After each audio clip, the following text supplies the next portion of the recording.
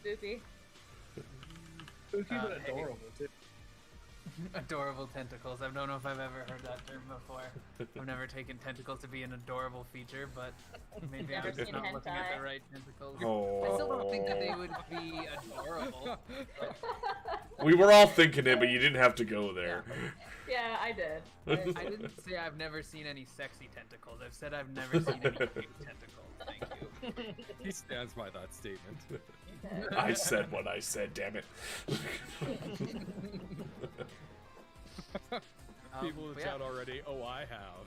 Yeah, he knows what's up. Well, hi everybody. This is our 4th session now of Misadventures on the Astral Sea. Yeah, you know me, I don't do a lot of this stuff. I know we like to do quick little intro. I usually like say everyone's name separately, and I feel like that makes it more complicated. So I'm just gonna make it real quick. Cade, who are you playing? Hi, I'm Cade. I'm playing Valerius Strong Arm, heir to the Strong Arm generations. Not fortune, we don't have anything. Yeah, I'm a hippo boy. Beautiful. Okay, Kayla, you're up. I'm playing Kiaki. She's a blue girl. She likes to tinker with stuff and does magic. And then Rick, how about you next? I'm playing Chat, the Thrycreen Horizon Walker Ranger. I'm hoping to take another arm. I don't think I got one last time, so I don't think you did. I'm gonna make up for that. No, I Denied think you missed one out arm. on arms in the last one. Just a lot of Yeah. splattered brains in the last session. I gotta take 2 tonight then. Those are the rules. There you go. Make up for lost time. And then last, and I mean, I could say not least, but I don't know if I would be willing to say that much. Ruin, who are you playing? That's fair. Hey, Ruin Ortega, and I'm playing Nadir, the auto gnome cleric, who's a prototype. Oh, I love Nadir. I mean, I'm not saying he's my favorite, but he's pretty cool. Ouch. We know. We know who your what's favorite up. is. We Yep. see who Dad's favorite is. Yeah, get ready, guys, for only the next 80 sessions being about finding Nadir's parts. This is the next trash heap you guys have to spend 3 days digging through. Here's another one. Sounds fun to me. Yeah, I guess a quick little recap of the last session. I decided to go a little horrific with it, and we had the job that they were underway with for Fitz there of collecting some guns go a little extra sideways with a couple of intellect devours being hidden in the crew. And yeah, taking out most of the crew, leaving only a handful left, and wiping out the remaining intellect devours. The crew did manage to come out on top. I can't remember if you guys decided, did you move the guns onto your ship? Yeah. Yeah. I thought so. Yeah. So you guys had moved the guns, dispatched the last intellect devourer that was still trying to hide in the guy, and then you left the other 2 people just on the ship, correct? I think so. Yeah, I mean, think so. I suggested don't- they could come with us to Fitz to, try and find work, but it's Oh, up to that's them. what we did. I don't know if I love that you're questioning us now. I just want to know where we are with everything. Listen, I will you checked them. remind you. Yeah, I was gonna say I will remind you. I checked them, and it was all good. Yeah, no, they're clear. There's no intellect devours in these 2. As far as you know, they are just run-of-the-mill workers now that are out of a job. And we It's not suspicious enough. we mercy killed one of them. Yeah, the last one that had an intellect devourer hiding in him, which probably your guys' best move. You don't really want to be sleeping beside that per se. Sure? Yeah. I mean, Yes. probably. I could be wrong. Maybe it would make a nice pet if you trained it really well. So you're saying there's a chance? There's a chance you might train it. There's a bigger chance it's going to eat your brain, but it's a risk worth taking. Someone's got to be the first person to domesticate intellect devourers. I think that's the Mind Flayers, actually. I don't know if I would say the mind flayers domesticated more than... Well, you can't even say subjugated. They make them. So they're more Yeah. of they're like cars or tools to a mind flayer, I feel like. I don't think they're giving them, like brain scritches or anything like that. Brain scritches. They just tell them a real good riddle and just. Very stimulating. Thank you very much, Master. Here's a paradox for you. Oh. But yeah, I guess we should, before we dig into this, you guys, I might want to debate it however you want, but I can't remember if you figured out what you wanted to do with the ship. Were you towing the ship to Fitz's? Were you guys wanting to do something else with it? I wrote that the last thing we were doing was towing the ship and the crew back to Durkane. Yeah, I think the Yeah. plan I was. think the captain had said something about like trying to start a fleet, but I don't know if that was more of like a let's give The it to guy said Fitz and that. then Yeah, that was Yeah, definitely that's hilarious. definitely me. Captain Valerius, whatever. Yeah. Same thing. Yeah, Hell yeah. he's the real captain Yeah. anyway. Yeah, if you guys want to keep it, I mean, I don't know where you would store it per se, as you are still only a crew of 5, so there isn't really the capability of running 2 ships at this moment. Only a You crew say 5 it's for an now. somewhere. People we could recruit. Yeah. Yeah, could we convert some people down the line, maybe? We were gonna mean, you try could- and sell This it is becoming for a more cult, money. eh? I mean, if they want to join my belief system that makes me a paladin, they are more than welcome to. I like the idea of enough people worshipping you until you eventually just earn goddom. Yeah, that's the goal. Like, I am a living god! yeah, And I, there's do, like 6 people following you. I don't know if it's actually been said on stream, but yeah, Valerius's deity is his own like quest for glory. So basically, he is his own god. In a very roundabout way, he is his own god and Yeah. maybe even grandpa. Yeah, You know, I'm just gonna throw it out there. I would totally worship a gift god. hell yeah. In real life, I would. Like, Yeah, no, like- 100%. That's what I mean. If somebody told me like, "Hey, there's a space hippo, and they're gonna lead you to glory," I'd go with it. Yeah, right. Or giant space hamster. I would join that's that true. religion too. Yeah, If the two both are good friends, options. that's like the best pantheon. Like, I wouldn't go that far. I don't know if I mean, you're a little biased, but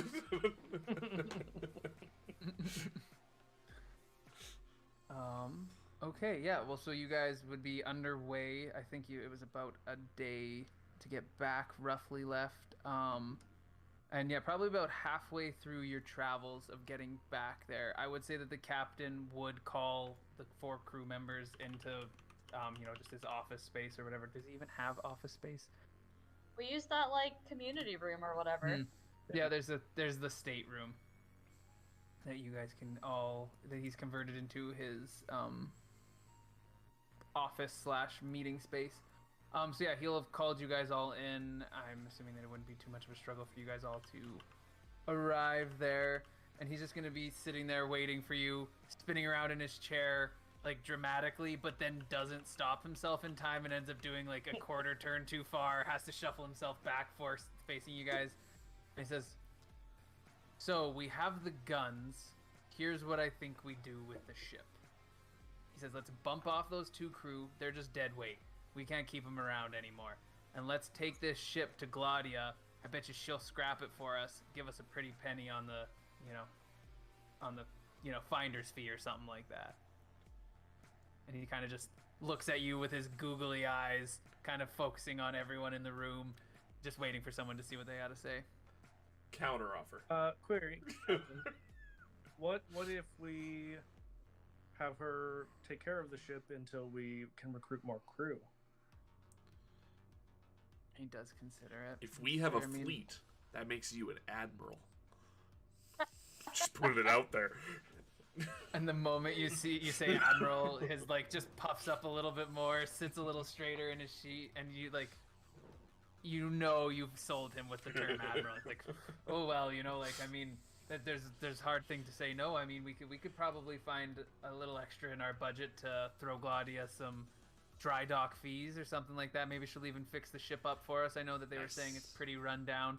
And you guys being on it would notice, like, it's still a more than functional ship, but it has, you know, it's showing its age. There are parts that are not as good as they once were. The cannon has a couple of cracks that you wouldn't really want to fire for risk of it exploding, but hey, you know, it probably would hold up.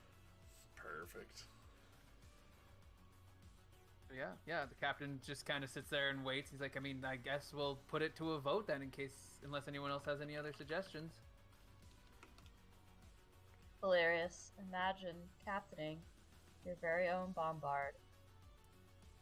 I can think of nothing more glorious. I agree. Nadir would just pipe up and say, Captain, I think that this is a cultural thing. Perhaps Valyria should have it. Oh.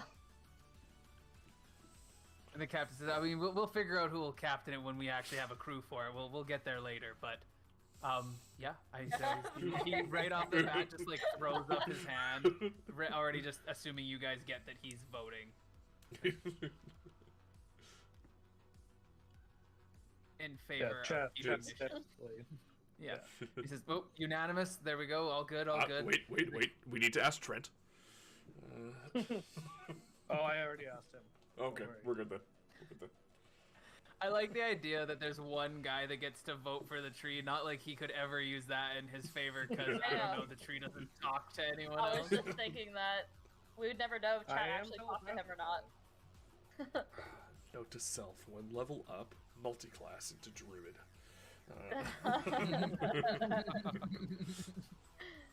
That'd be pretty cool. It would be pretty Can I sweet, get- actually. So, Can I get you all to make a perception check quickly, and then oh no. we'll pursue your thing? While I'm doing that, I would probably pipe up. Well, that's a 19 without adding anything to it. So 26. Dang there, Nadir. Just popped up on the top. I was like, wow. I'm quite perceptive. Oh, yeah, no, that's a 24 total for me. Damn. I got 13. So yes, what was Valerius' Also again? solid. It was 8. 8. Oh. Okay. Yeah, no. So yeah. Wah, wah. Probably just being uninterested in whatever paperwork the captain would have spread all over his desk. Kiaki and Valerius just don't notice anything, but Chat and Nadir would see that there does seem to be documents in the work that the captain is making up for a contract for the tree. Trent is seemingly gaining autonomy in this crew in some capacity. That's great. I'm so proud of him. Excellent. And all it took was some water and love. Yeah. So, Chat would definitely telepathically to the captain, since he doesn't communicate out loud typically. Just make a suggestion that we try to recruit these two former bombard people. Like maybe they could stay with Claudia and help out with the repairs or something. But Yeah. The captain does kind of sit there and think about it. He's like, they can identify us though. Can we just True. like shave off some serial numbers? but if we Off of the workers, you're gonna shave the serial numbers off of them. Like I don't know if they have a VIN number I mounted did to get their forehead or not. confused. But So, It's a terrible joke. if we're worried about like their loyalty, I mean, they were just simple crewmen before. Maybe we can offer them some kind of promotion when we get the ship up and running, right? Like Well, quartermaster, first mate, whatever. Chat was suggesting perhaps that we employ them, so we would ask them to sign a contract. So that would have a lot of stipulations, including they can't Yeah. turn us in to the authorities, and oh yeah, you we know, can sign an right? the And then, captain yeah, sits and thinks for a second. That'll definitely hold up in court. I'm Yeah, certain. oh. You know, we I mean, murdered their ours entire would, crew, right? but Whoa. We mercy killed. We were attacked by other Some of us worldly voted against it. abomination. He would have Legally, they died can't- first. Some Yeah. captains legally did they not can't testify. approve. So the captain's just kind of there's like, I mean, if you guys can convince them, you're more than welcome to leave them with the ship, and we can, try and offer them some sort of work in the future. But that's in your guys' ball court. If they don't seem to be moving with it, though, I'm gonna throw them off the ship. Nadir So would just I think break the like awkwardness by being like, I guess we have to mercy kill 2 more. and then just like wait for the silence, and they'd be like, Ha ha ha! Just kidding. Chat starts to put his musket back away. Thought I was gonna get me some arms today, but I guess not. Your strange so I little think dumpster that is would- very concerning to be around. I think chat would try to like telepathically to Kiaki, just mention maybe you can talk to Claudia. You guys seem to have a connection, and see if she would be willing to also keep an eye on those two, make sure they don't get into any trouble or like tell anybody what they saw. Even though we did nothing wrong, suppose- like we were within our Oh, rights. of course. Yeah, of course. I mean, we were attacked first. I suppose I could ask her, but I do feel like a contract is the most binding here. Especially if we want them to work for us. They must sign one anyways, so Oh, absolutely, but I think both would be even better. both is good. Both is always good. Both is good. Yeah, so the captain is just busying himself with some paperwork. He's like, I'll work up the false bill of sale. You guys go and convince those guys to work with us or not. And he gets back down into writing, and you can see, $10,000 for the bombard or 10,000 gold pieces, and he's working it all up, and it looks about as legit as a falsified bill of sale can look. I mean, you can just print So those off chat's the internet. just Like, Yeah. Chat's just getting his musket back out and was like, okay, who's gonna help me convince? maybe we should try talking to them before we try intimidating them.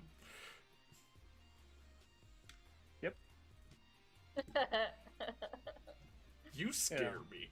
Don't worry about it. Thank you, Meatbag. The captain we beg soon.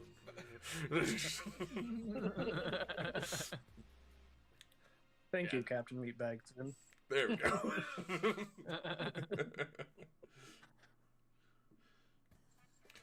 Yeah, do we want to go and talk with them? Are we still on our way to Fitz's house, or are we gonna stop at the shack first or after? Ooh, we should probably go there first. I don't want to show up with like. What was a it whole called? The other ship. treasure trove? Tinker The Trunk? Tinker Trunk. Tinker trunk. Okay. Not the treasure trove. That's very I was- different. I was Before we get close. the mission's done. Get ready for your guys' next business called the Treasure Trail. Aw. It's actually the strip club. But it's all Bit of a- plasmoids. Like, All Hey, there's something for plasmoids everybody. all the yeah, time. they move in ways we ain't even seen before. Where the captain actually goes every time that we're on leave. Yeah. Yeah. Oh, the captain loves a plasmoid show. He can't get enough of them. And can you blame him? Yeah, nothing wrong with that. Yeah, but you So guys, much slime. yeah, the poor guy that's got to clean up after. It's so ignorant. Hey, don't kink shame. I feel like plasmoids would just absorb each other's slime, though. Oh, I don't know. It's rampant with diseases. All right, merch idea: stripping plasmoid with the phrase "Don't kink shame." We just need a sign, like a neon sign that says "goo goo goo." The treasure Oh, shut trail. up and take my money already, too. Stripping plasmoid. He's actually writing it down. Hell yeah, I have a notes thing for all my merch ideas.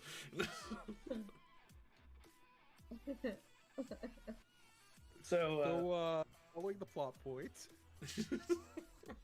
This is the You mean plot that wasn't point it? now. No, you're good. Okay, yeah.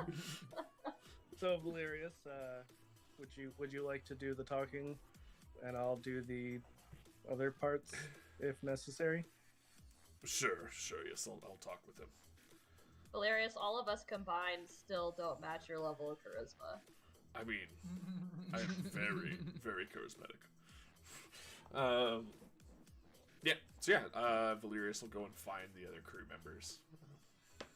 Yeah, Chat's just tagging along to, like, give the help action if needed. Yeah. With his musket loaded. Just in case.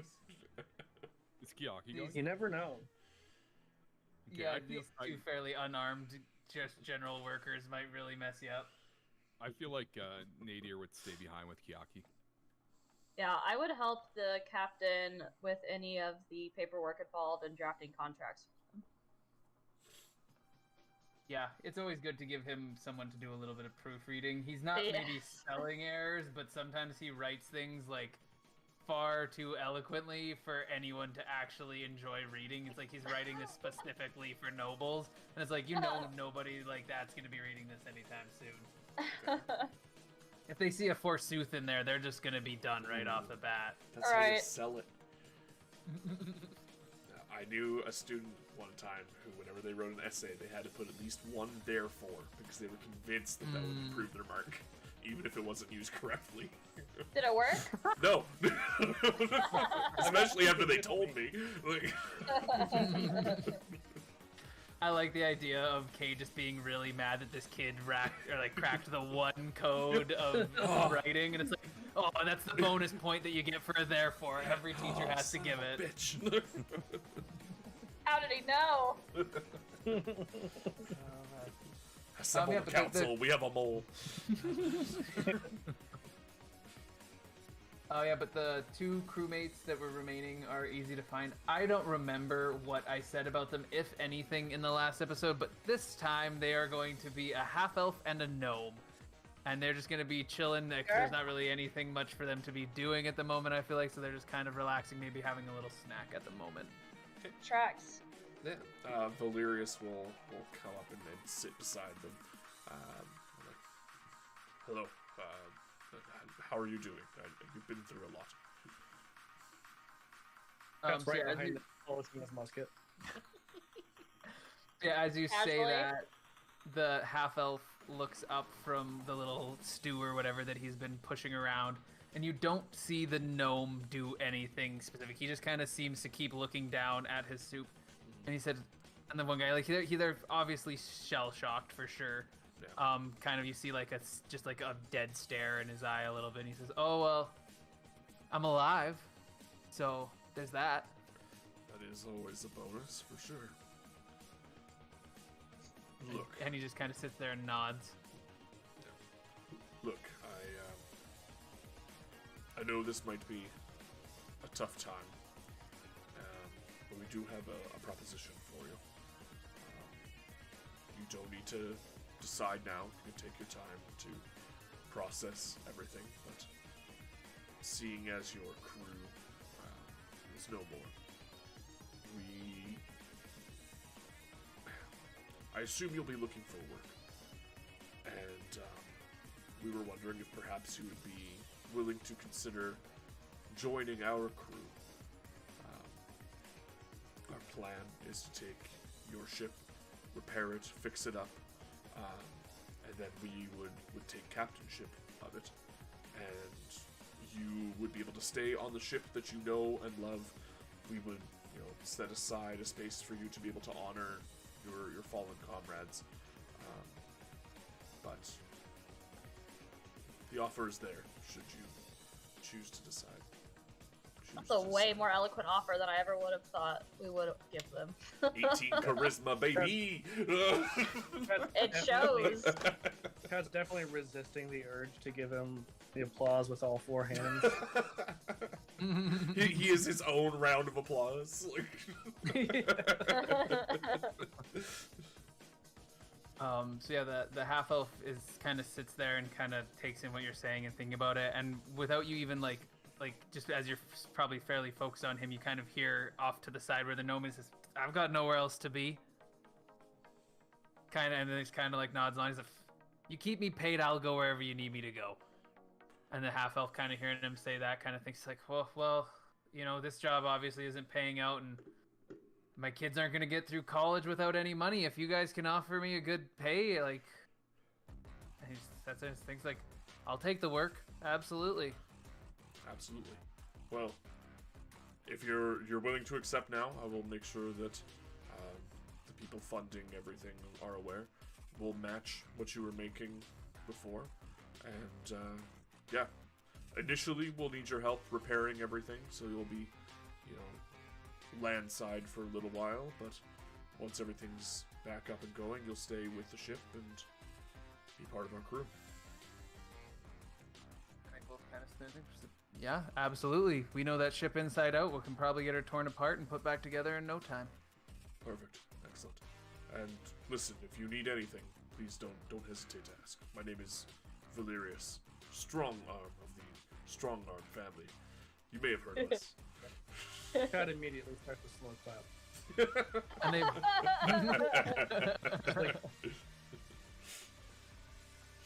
They begin clapping too, like unsure.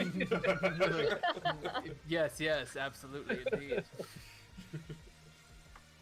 And yeah, they just seem to be good with going back to their little slop that they've been eating and stuff like that, and just kind of waiting to see what happens next. You don't take either of them for being, much more than yes men in a certain sense.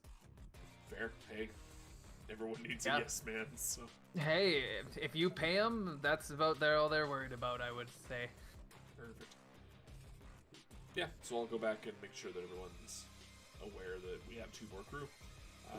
And that I may have promised them the same pay they were making before, without knowing what that pay was. We'll adjust it in their contracts. That's really the only thing that matters at this point, right, Captain? And the captain does look at Valerius and give him a pretty stern look, like not even negotiating at all. He says, we'll make it work. I'm sure they weren't getting paid much anyways. They were just general ship hands. Exactly. And listen, co-captain, we have a whole new ship. Chat's just like, listen, Captain, yeah, my fellow captain. Chat's just like, Captain, you didn't hear him. It was fantastic. For a meat bag. Such good words. Yeah. If plasmoids could clap, you would. You'd rather just splash. Is there any way for us to know if they're getting paid more than us? I feel like they definitely are. I don't know.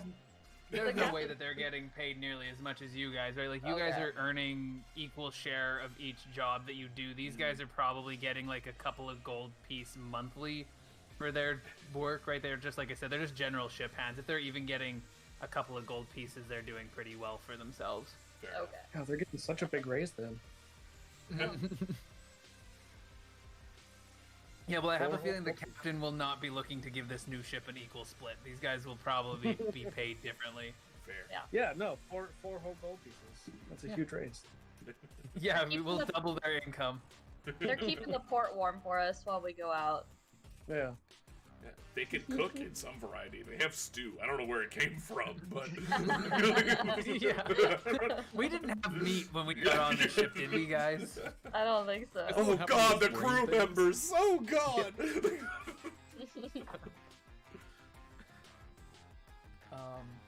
Yeah, I wonder what brain... Like, see, no, like, I wouldn't eat the brain of my friends, but technically that brain took over their body, so it's not their brain, so that's free meats as far as I'm concerned. Free meats. That's legit. They're pretty big. They're pretty big. It's probably pretty juicy. So note to You know self. what I love in this world? Note to self. If anything ever happens to my brain, Jane will eat me because I'm no longer me. Absolutely. If you get a brain swapped out of your head, I'm eating that bad boy. That's what a friends are delicacy. for. Thing ate their brain and replaced it. It's kind of like, when cows eat grass and then I eat the cow, I'm really having a salad. Exactly like that. Exactly. Yeah. But yeah, the captain would go about working up the little contracts for these guys. They are fairly quick. It's mostly just do everything we tell you. We'll give you this money. There's not a lot going on there. And then he runs back to the helm and starts you guys moving out again, heading towards your destination. Which would would go. Durkane? Yes, it would be Durkane. Well, one of Fitz's moon just off of Durkane, but I don't think I actually ever named the moon, which we'll call it Fitz's moon. That's no. I feel like it had a name, but it wasn't anything like important because only Fitz calls it that. If I remember right. Oh yes, that was it. I should probably remember my own lore better. Was it Ardain? That's our job. I have Ardain and Gulch are the ports of Durkane. Yeah, no, that's we're talking the moon. Okay. Yeah, no, it's just like a little like private moon that Fitz owns and operates off of, as most of the rich people do. Not many of them actually live on Durkane. But yeah, whatever. We'll call it Fitz's moon. It works.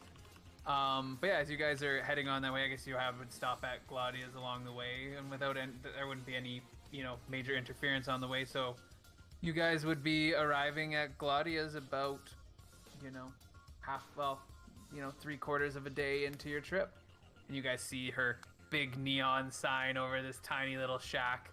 It says Tinker Trunk on it, and yeah, she seems to be just doing her usual stuff, running around, as you guys can kind of see down onto the asteroid that she operates off of. She's just, running around into various outbuildings and stuff like that, and being quite scrambled and scattered at the moment.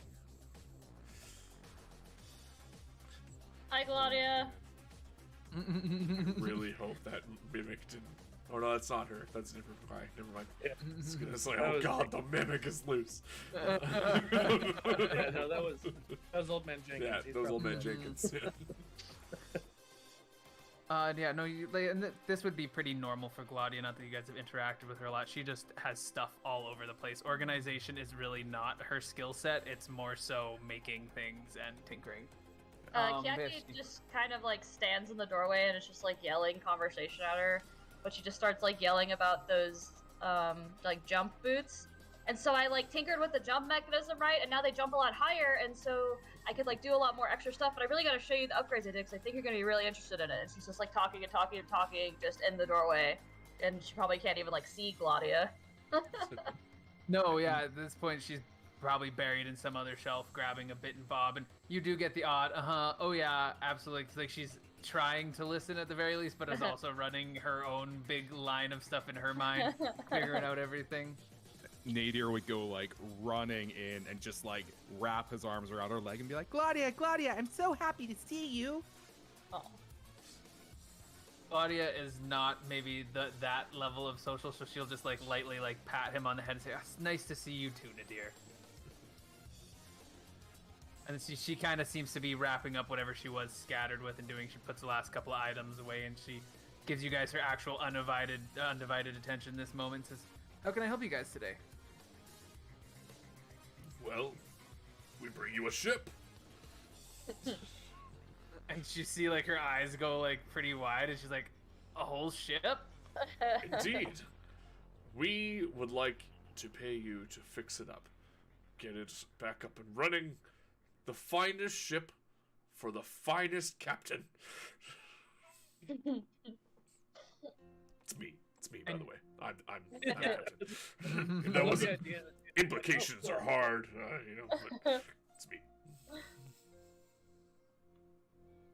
And you're kind of just paying no attention to the fact that you were even saying that you were the captain. Her mind is already running with like, I get a whole ship, I get to fix it. Like, what? This is amazing. I don't know if I've ever done anything like this before, but I mean, I'll get right in there. I'm so excited. And her mind is just racing, and she says, "Show me the ship. Show me the ship." Please, and she come like this way. just follows right behind you, like is right on your heels. He's so proud. So it's a bombard, and we also have 2 crew that are going to help and be your assistants in fixing everything up. They know the ship very well, and they will be able to, assist with anything that you might need.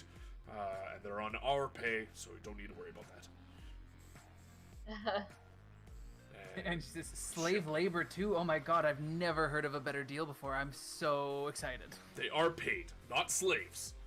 They are paid. They'll be slaves to me. They can earn their pay however you want, but they are paid. It is an important distinction.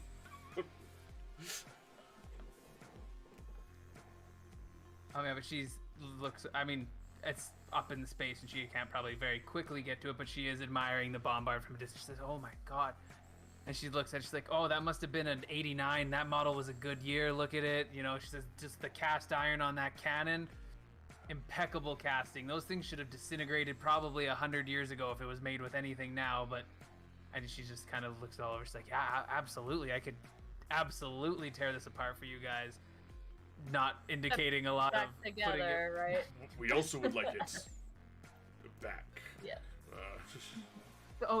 Don't worry. It'll be back together. It might look a little different, but it'll be back together.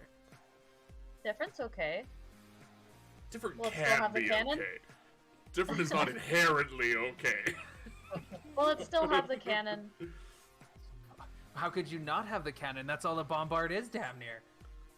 I mean, fair. I'm fine with it. Have fun. Yeah, she's gonna run back into her space and grab, like, a massive, like, come hauling out what is just a massive spring boot. Like, just as big as a person, and then she's gonna hop into it, like, sit in it as a seat and launch herself with this massive spring boot up to the ship to start Mario looking boot. it over. It's exactly like the Mario boot. She has a What very the big thing fuck? for spring shoes, clearly. But yeah, she just launches herself because, you know, you can't get off the asteroid that easy, just, you know, throwing yourself. And who would need to do that themselves when you have this great spring-powered mechanisms at your disposal? Yeah. But yeah, she launches herself up onto the ship and starts just instantly, like, getting right into all of the nitty-gritty. She's down into the hulls and looking it all over, gives it a, you know, a good old once-over on everything. She makes some notes. She comes back down with a fairly large list of notes. She says, I mean, it's not going to be cheap. It's seen better days for sure, but I can get her up to tip-top shape, or I can get her up to tip-top shape, depending on how much you guys want to spend. What's your estimate? She looks it over and she's kind of breaking it down. And she's, oh, you know, I think 5,000 gold pieces and I can get this thing running pretty solid. If you go with the 10,000 package, though, I can have this thing like it's brand new. I'll make that kind of money. Now, remember, we're repeat customers. Also, how often does someone arrive with a full ship and just say, have at her? Plus, we are Repeat, that's what I'm providing. We are also providing our own workers.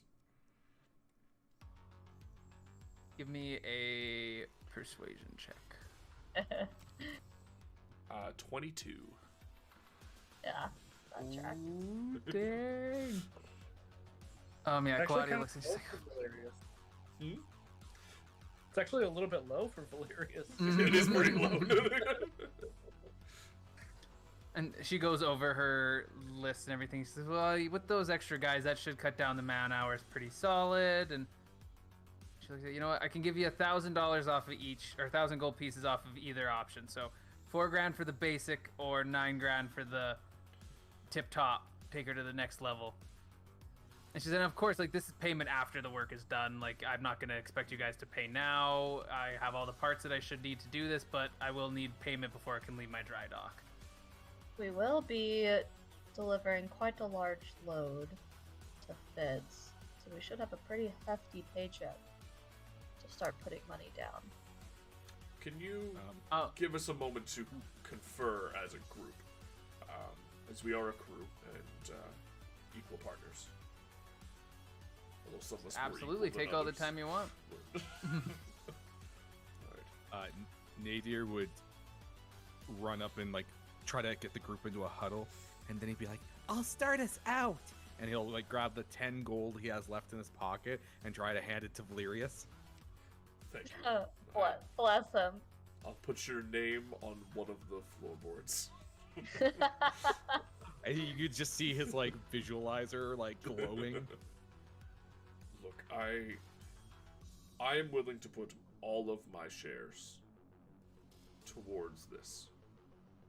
This is important to me. This is the next step in solidifying Yeah. the strong arm name across the galaxy. But here's what I'm wondering. If we put in all this money to get this ship running again, and you become captain, don't your shares suddenly become larger? I would say only if we split, like if we're doing 2 separate missions. If we're, think of it, if we're together we can still take on bigger missions, and then we split a bigger pay other ways. Your pay is no larger than mine just because you do the helm, correct? That's correct. I think if we are going on 2 different missions, then potentially, but I'm just thinking that with 2 ships, we can take on even greater danger, travel farther. I'm in as long as you can ask Claudia to give me some kind of work room on other ship. My current space, like quite a lot. Yeah, that seems fine. I'm sure that we can consolidate into a larger area. Well, I have 140 gold that can start you off. Now, are you trying to get tip top, or just the tip top? I mean, I do like tip top. That does sound very nice. He loves the tip. The tip. 2 tips. Yeah. 2 tips. 2 tips And the at one top. time. 2 tips And the once. top. It's an at average the top. Friday. Yeah. Yeah, I mean, that's a lot of money. Not even sure. It's gonna take us a long time to build that kind of revenue. We really need to be chasing some larger jobs if that's the case. So this is over the table because Chat's absolutely not there. He's, below deck. But like over the table, I definitely think it's gonna probably take a while for the repairs to get done. So it's not like we have to have it by tomorrow or anything. Well, yeah. Yeah. We just And can't take it until we have the money. Exactly right. It's like a layaway. Yeah. Yeah, pretty much. Have we been paid for the job for Fitz yet? Not yet. We Not haven't gone there yet. Yeah, so we Yeah. still have income coming in. So even And if we That's what I don't was know- saying too. And we don't Yeah. know how much it's gonna be either. Probably a lot. We stole a lot of weapons for that guy. Yeah. Yeah. Well, I mean, the deal with this one was that Fitz was going to give you guys a contact that'll give you some better work in some of the bigger systems, right? So Right.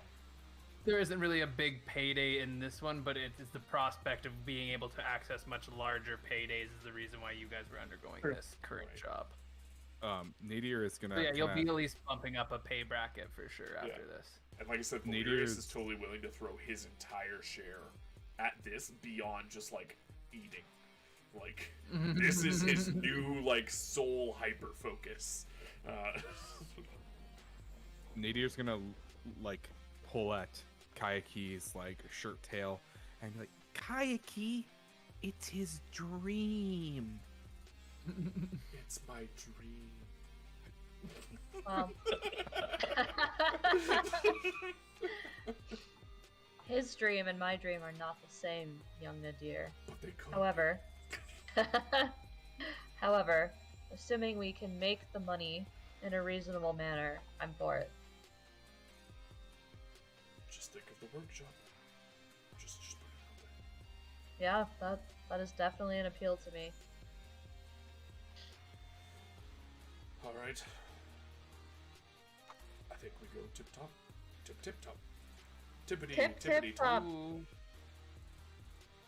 All right. Assuming we can make the money, we'll just see what we get, I think. I mean, if we can't make the money, maybe we'll just take the money.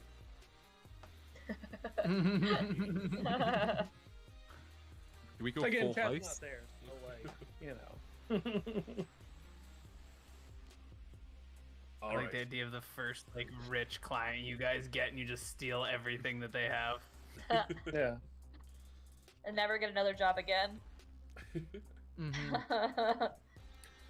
right. Yeah, I think Valerius turns back to her and says, "We're going all the tippity top." They always go tippy top. It's just the way it goes. Like you Tip, need tip top. who doesn't want top of the line? Exactly. And you can see that she's already worked up like some preliminary plans of what she wants to do, and it does look like it will stay pretty focused in the bombard side, but also the different changes that she'll make will definitely have the added benefit of it won't really look like the same ship anymore. and that might be in your best interest overall. There's some extra flair and some differing features that you wouldn't see on a traditional bombard that she has planned at the moment. Yeah, it's like when you pull your stolen car into a garage in GTA. It's gonna be paint it chrome different bomb. shit. Hilarious. You have some kind of She's gonna family add an crest? extra math. Nadir is gonna go to Claudia and be like, I put in my own share. I'd like a crow's nest, please. Aw. You heard the man, or the trash can. Give him a crow's nest. She grabs a little drawing and draws a little U shape at the top of one of the masts. Okay, we got it. Excellent. Valerius, do you have some sort of family crest? I do now. probably Perhaps- anti-cheese. Perhaps we can paint this on the side of the bombard and make it official. A single tear runs down Valerius's face. No more beautiful of a thought has ever ran through Valerius's mind. Yeah, no, that's happening for sure. I will get you a family crest there, Jade.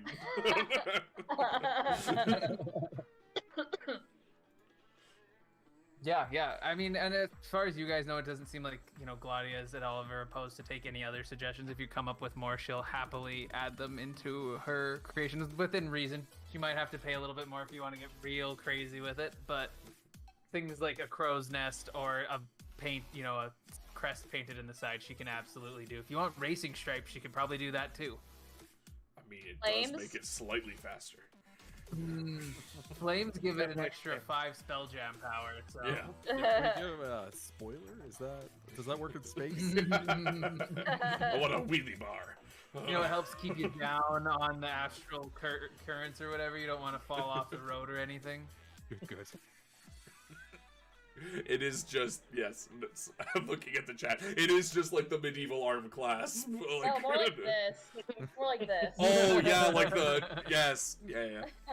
It's actually vaguely phallic, but it's okay. Yeah. I mean, I was Strong actually arm. thinking like a V, Oh, vaguely. a V for Valerius, but it's like 2 muscles. Ooh. Yeah, just 2 flexed arms making a Yeah. V. Yeah, totally. I like that. That's good. For some reason, I also feel like it would have a banner with mom on it for some weird reason. Like that would never be on a crest or whatever. But Valerius has his own thing, and he really loves his mom. I do Aw. love It's my just mom. tattooed onto one of the arms. Yeah. Yeah, that's it. That's perfect on the muscle arm. It's a traditional mom tattoo. I like that.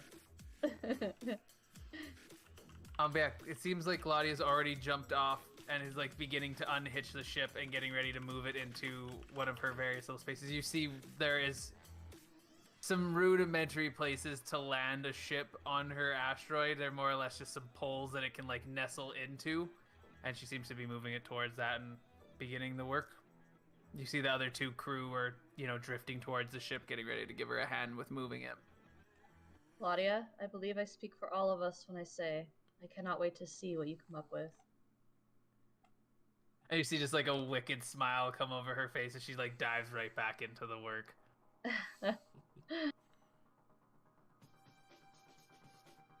Well, shall we go to Fitz's? Indeed. That's what we really need the money now, so Better give you guys some sweet jobs. So this whole time, Chad has just been like in the interior of the ship, and like the equivalent of giant space hamster beard oil. He's just like rubbing that crust, but it's unscented, so like Yeah. you could tell if you looked at her, but you can't just be like, oh wow, she smells really good. Yeah, no, it's totally up. Just added an extra fine sheen to crunch. Oh, Yeah. I mean, you gotta look your best when you're butt crushing bones. I thought you said butt crunching. Got a Butt crunching bros. Whatever that means. Serious glutes. I don't know. It sounds like a good time, but I'm not sure what. Yeah, it's canon now. Whatever it is. Yeah, you guys aren't too far from Fitz's at this point. You know, only a couple hours away, and you know, especially at this close to Durkane, there isn't really anything wild going on. So you know, maybe see the odd little space fish float by, but you know, you make it to Fitz just fine. Again, it's, you know, this expansive compound, a massive lake in the middle of it, allowing all the various spell jamming ships to land and do, you know, whatever their little business is. There isn't currently anyone landed or any ships landed at this time. So there's more than enough room for you guys to settle, land down. Crew is, or like a bunch of, they're ready to start and the captain, seeing that, is like, I'll oversee this, make sure they don't miscount or anything like that. You guys go talk to Fitz. I'll make sure it's all held down here. No problem, Captain. I'm very good with meat bags. Yes, I've seen him.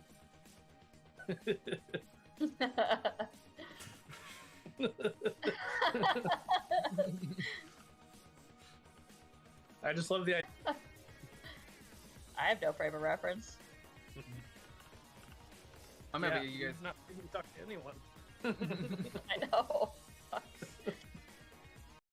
As you guys head towards the keep that Fitz lives in, and, you know, same thing you guys have seen. Well, two of you, I guess, have only seen this the second time, but Kiaki and Valerius have interacted with Fitz quite a few times. You see the usual big keep that he has, all the walls around it, and waiting where he almost always is waiting, right in front of the main gate, is the little goblin butler, waiting there to show you guys to Fitz.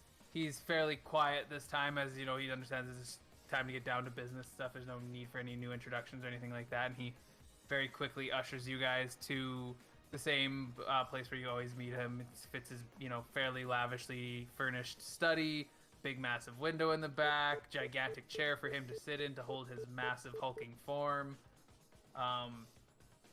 And this time it is a little different. He has a very small spread. Usually he's a little more ostentatious with it, but seemingly just wanting to keep this pretty, you know, down to earth. He has, you know, just the basic drinks and snacks spread out. And yeah, taking up his usual spot in front of the massive window, blocking most of the window with his hulking form. His deep plasmoid, you know, jelly kind of floating around and stuff like that. He seemingly looks happy. Not that you always can tell from a plasmoid, their emotions aren't always the most visible. He says, I mean, the guns look great from what I've heard so far. Thank you guys so much for doing that, handling it so cleanly. I thought there was going to be more of a mess, if I'm being honest. Yeah. You underestimate us. No, It no. was very cool. Yes, exactly. Chat said it very well. Very clean. So what See, was Valyrian? pay? Very good with words. Nadir's just gonna like look around at them, like, are they sure? And then he's just gonna nod. Cat's just like helping you nod a little bit. Pushing his head. Yeah. Yeah, so Fitz just kind of looks you all over. I mean, yeah, no complaints. I'm happy with all what you brought me. One question though, what did happen to the bomb barn? I know you guys probably just left it out on the drift, but I wouldn't mind, you know, sending out a salvage crew or something at some point potentially. Sorry, I had to blow it What up. to tell you? Don't know. And Fitz looked over at chat and he's like, had to blow it up. I mean, do you want to tell me why you had to blow it up? Just shrug with all four arms. The ship was infested with disease. The whole crew was just, they had lost their minds, and we were afraid that if we brought it back to town that it would infest other things. Yeah, you know, you said to keep it clean, and so we wanted to keep it clean. We didn't want any of that infestation on our ship either. You know, And all the Nadir's just gonna look at him and be like, It ate their brains. And you know Nadir can't lie. and he's not gonna. Does he know that? Is that like I feel like everyone knows that. You meet him once, and you're Well, he like, knows that it now." dude, not a great liar. true. And Fitz just kind of shakes his head. I was like, I mean, at least there's no loose ends, and I got what I wanted, so we're all good there. And he says, as for your guys' payments, as I had said, I would introduce you with my contact. I've already sent a message to him. He'll be waiting for you guys at his usual business. His name's Crumb, just an old minotaur that I've done a lot of work with. He is quite the handler nowadays. He does, lines up all sorts of jobs for mercs. He came out quite well in the second Gith-Illithid War and has been making money hand over fist since just, lining up jobs for everybody. He's told me that if you guys have the skills that he can get you into pretty much any system that you want to get into. I don't know what he'll expect or what kind of deal you guys will have to work out with him after that point, but he's taken the meeting with you guys, and I can tell you that that is not an easy feat. I don't think someone has booked a meeting with him, in years at this point with how busy he's been. It's not even just time to see him, I don't think. What was his name again? His name is Crumb, Crumb. an old minotaur. Yeah. But so there's no, secondary fee fits for all the work that we've done. I mean, we appreciate, I'm sure, the contact, but also, we spent many hours out on the Astral Sea to get this job done for you. And we need supplies, and we need some more gas, or whatever. Yes. He does sit there and think for a second. I'm going to get you to roll me a persuasion check. Okay. Great. If I wait. have making adorable puppy dog eyes behind me, does that give inspiration or advantage? I don't think as shrewd of a businessman as Fitz is going to be taken off by some cute eyes, but I could be wrong. I got an 8. She's very cute. Mm. Very convincing. Fitz does look you over and says, I mean, the deal was, you guys get the hookup here. I will stock up your stores. I'll make sure you guys have more than enough for the journey. You'll be leaving, with your larders full and, your Spelljammer helm topped right up. Kind of gives you a little wink after he says that, knowing that there is no need for fuel in a Spelljammer, just your spell slots. Don't play along with it. Whatever. That's fine.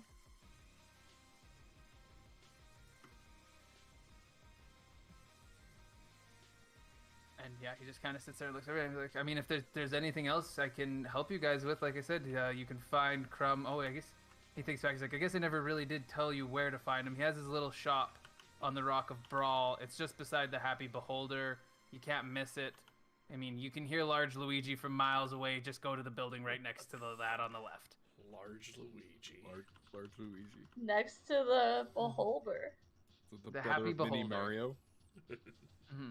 So you guys would all know this is a fairly prominent bar in the area on the Rock of Brawl. You all would know of the Rock of Brawl. I don't know how much you guys have each spent your own individual time there, but it is an asteroid that floats through the Astral Sea and kind of acts as like a commerce hub, or just really, a hub for most things between all of the various systems. Right? There are other little settlements and various things that exist out in the Astral Sea, but there isn't really any kingdoms or anything like this, and this would constitute probably the largest collection of people in the Astral Sea that isn't like a forest, like the Astral Elves or something like that. And yeah, on it is the much more well-known, even than the Rock of Brawl itself, the Happy Beholder. It is a large, fairly ruckus bar. It is ran by a beholder. His name is Large Luigi. He is very friendly, is a very respected part of the community, and he's apparently quite known as quite the information broker as well. He seems to have his tentacles in many pies. I guess they're eye stalks technically, but Okay. Are they cute tentacles though? I think Luigi would have cute tentacles versus sexy tentacles. Finally. We'll be the judge of that. Because beauty is in the eye of the beholder. Someone had to go there. Someone had to do it. Did they have to? You know it. But yeah, after that, Fitz kind of just sits there, like, staring at you awkwardly, wags his head at the butler, and the butler kind of is like, well, if there's anything else we can help you guys with, just let us know. And he kind of slowly, like, ushers you out of the room, and like closes the door behind you guys slowly, and then starts to walk you guys towards the front door. That's so funny because Kiaki, I think by herself would have like never gotten the social cues at all. Would have just like stood there awkwardly forever. So it's perfect. Yeah. Yeah. Chat's Yeah, just gonna like climb up on the saddle and be like, "Bye, Buttman." Talking to Butler. And you see he shoots you like a pretty hard glare, but doesn't say anything because, well, he's a butler. And gives you guys all a little bow as you guys all head out the front door, and he goes off to do his own various little things. You do hear a pretty shrill scream come from him as he calls for like other staff, and you can hear he's quite the slave driver just from the last little bit that you hear. He's like, "Clean this, that's not well enough. I can't see my face in that table," and stuff like that. That was he is Little Buttman. man syndrome. Absolutely. Because he's a Yeah. goblin. Yeah.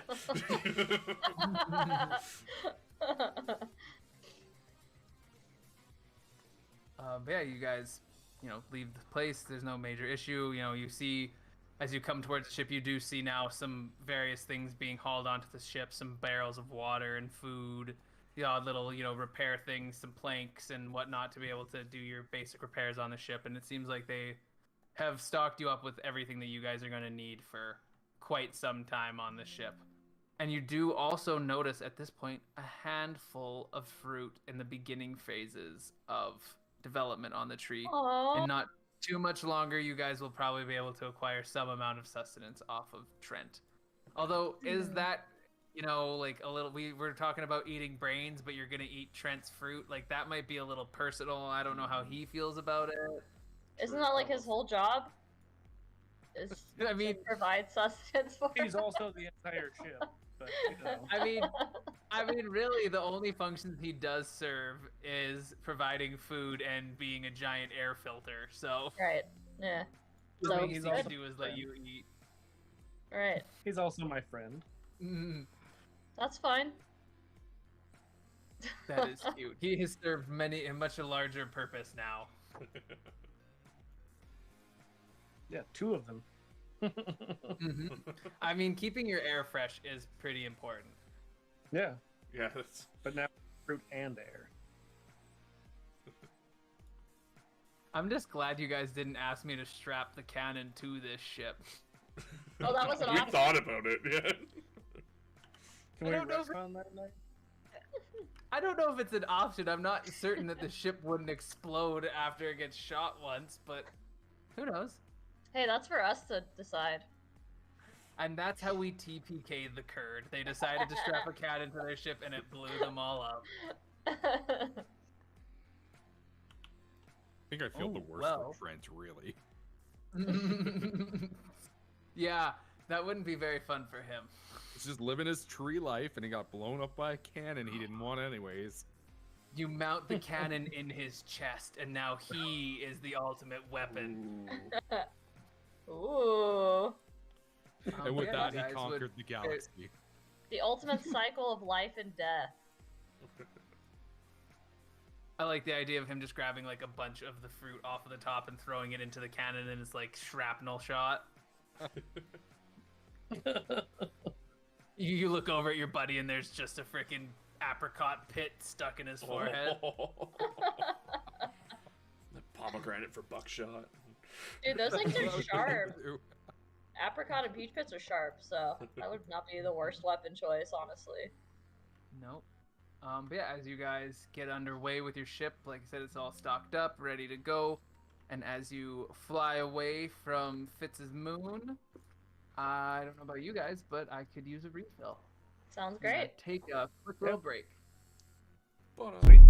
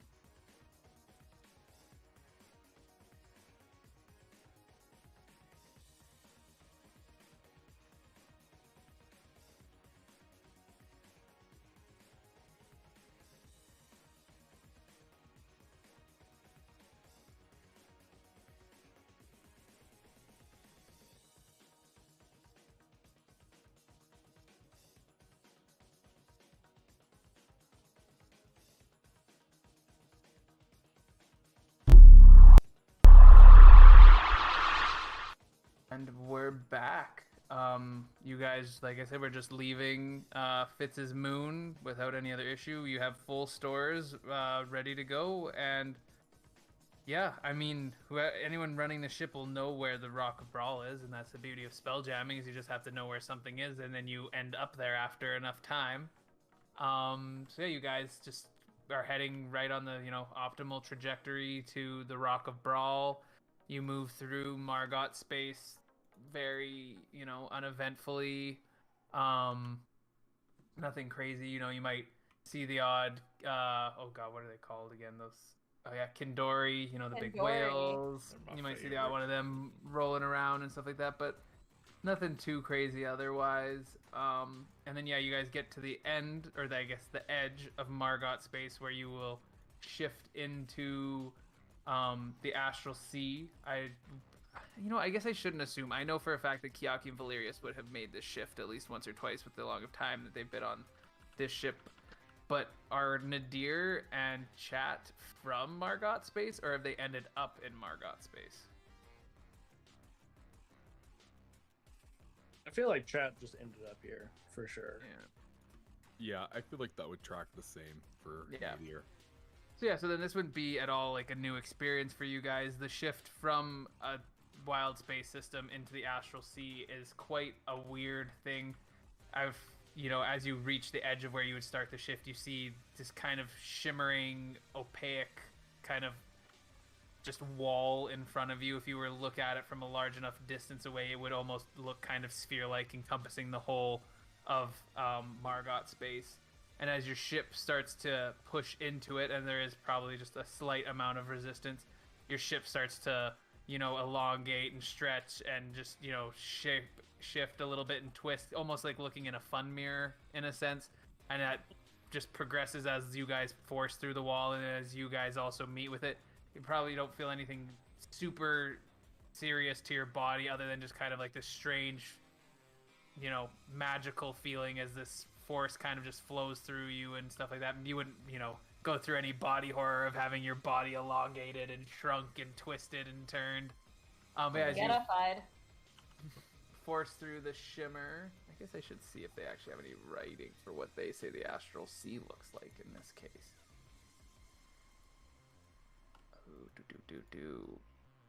Because I will rip off what the game tells me before I have to try and figure stuff like that out any day. Little peek behind the screen there. Astral plane.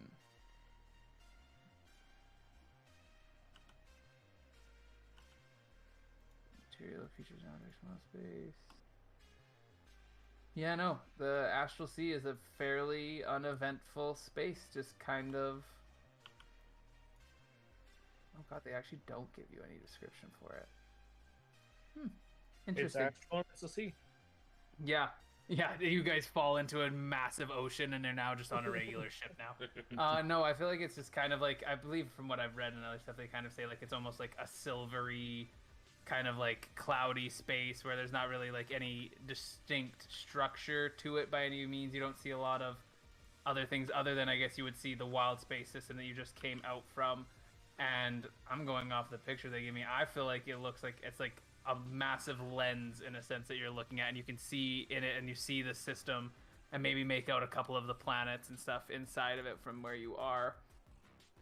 But yeah, outside of that, there's really not much around you at this moment. You might see the odd little asteroid drift by, but it is a pretty empty space, at least around Margot space, because as you guys know, it is a very uninteresting and uneventful section of the Astral Sea.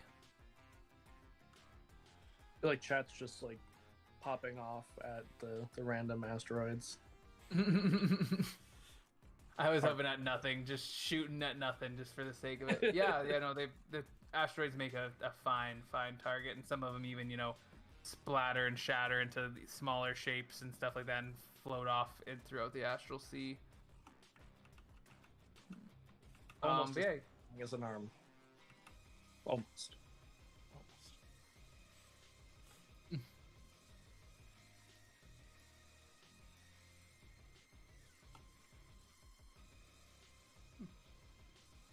Yeah, but you guys are still heading towards the Rock of Brawl.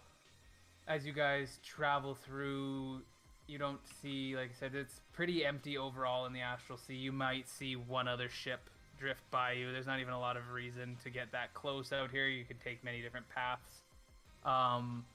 But you do, after 2 days, feel your ship slow down a little bit as you come near this hulking form of what you guys, it's a little close, it's a little hard to tell, but you've had a little bit of time to see it. It looks like the rotting corpse of a giant being that absolutely dwarfs the size of your ship. I'm going to get you all to make me a history check. Let's go with that. Ooh. Really good 11. at that. Mead. 10. 12. 11. Oh. Oh, jeez. My best skill. None of you guys would know enough to identify what this, like, specifically what this entity is, but you all have enough knowledge of that in the Astral Sea, though it is fairly empty, there are a handful of things that make up the space. You know of the various wild space systems. They take up their space in it. Then there's, some places where some groups have made their own domain or their own castles and stuff like that. And outside of that, the only other thing that really is in the Astral Sea are the corpses of dead gods. You don't know what happened to this god, why it's dead, or any of that other stuff, but you do know that this was once a being of such undescribable power that even you looking upon it maybe could have had detrimental effects. And now it is just a husk floating through. You might see, as you go by, the odd little creature pop in and out of it. It's almost now become an ecosystem of itself. You'd probably see some space guppies in their various groups, maybe a megapede crawling around on the outside. Yeah, maybe even the odd scaver digging its way into the body, getting whatever sustenance it can that's off of the remains of this corpse. And if anyone's wondering, scavers are space sharks, in a sense. They're the sharks to the Kindori's whale. Cool. Chad's just like, isn't nature beautiful? Even in the Astral Sea, things, flow full circle. Start singing the circle of life. I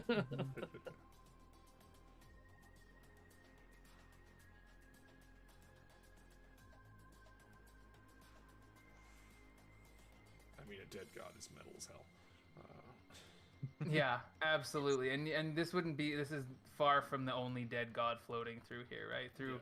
Not that, like everyone has their own amount of historical knowledge, but that there's been the odd gods that have fought out here, and maybe even the odd group of people that had come out and, took out a god, maybe their own god, to free themselves from subjugation or various other things like that. But yeah, you guys move. You guys move by it fairly quickly in the grand scheme of things. It does take you a long time to get away from this massive form because it's, it dwarfs planets, potentially, some of them, right? And this one is maybe not the biggest, but up there for sure. Very cute. But yeah, you guys make your way past that, and the next few days are again fairly uneventful. Like you say, not much to see. Again, maybe the odd other ship. Probably no other dead gods because, there aren't that many of them out in the Astral Sea. You might see the odd, crystal-like cathedral off in the background, too far away to really worth pursuing. Who knows what might be on it. But yeah, on your 4th day of traveling, I guess I never really gave you guys the ask of what you would be doing on these days. Does anyone have anything particular they would be doing as they travel through the Astral Sea? It's about a 5 to 6 day journey to get to the Rock of Brawl. Oh, jeez. I think Valerius is planning what his ship is going to look like and like brainstorming names for his ship. Awesome. I think Kiyake would be poring over old blueprints of other bombards and trying to plan the best place to put her workshop. That's probably a good idea, considering that they're mostly composed of cannon. There isn't a ton of Yeah. extra space, and so optimizing will be an important moment for sure. And doing her best to organize her current workspace, which is like literally like starting to clear out one pile of stuff, but then it actually becomes its own pile of mess and just like a continual like circle of messes. Just moves one thing from one messy pile Yeah. into the next messy pile, and around Yeah. it goes. It's a like system. It works. Nadir would be trying to fiddle with like the parts of himself that he could like dive into in terms of memory banks and stuff like that, trying to see if there's like anything that he can unlock to discover parts of his past. He knows he's done this a million times, so it might be fruitless, but you know, he's gonna keep trying no matter what.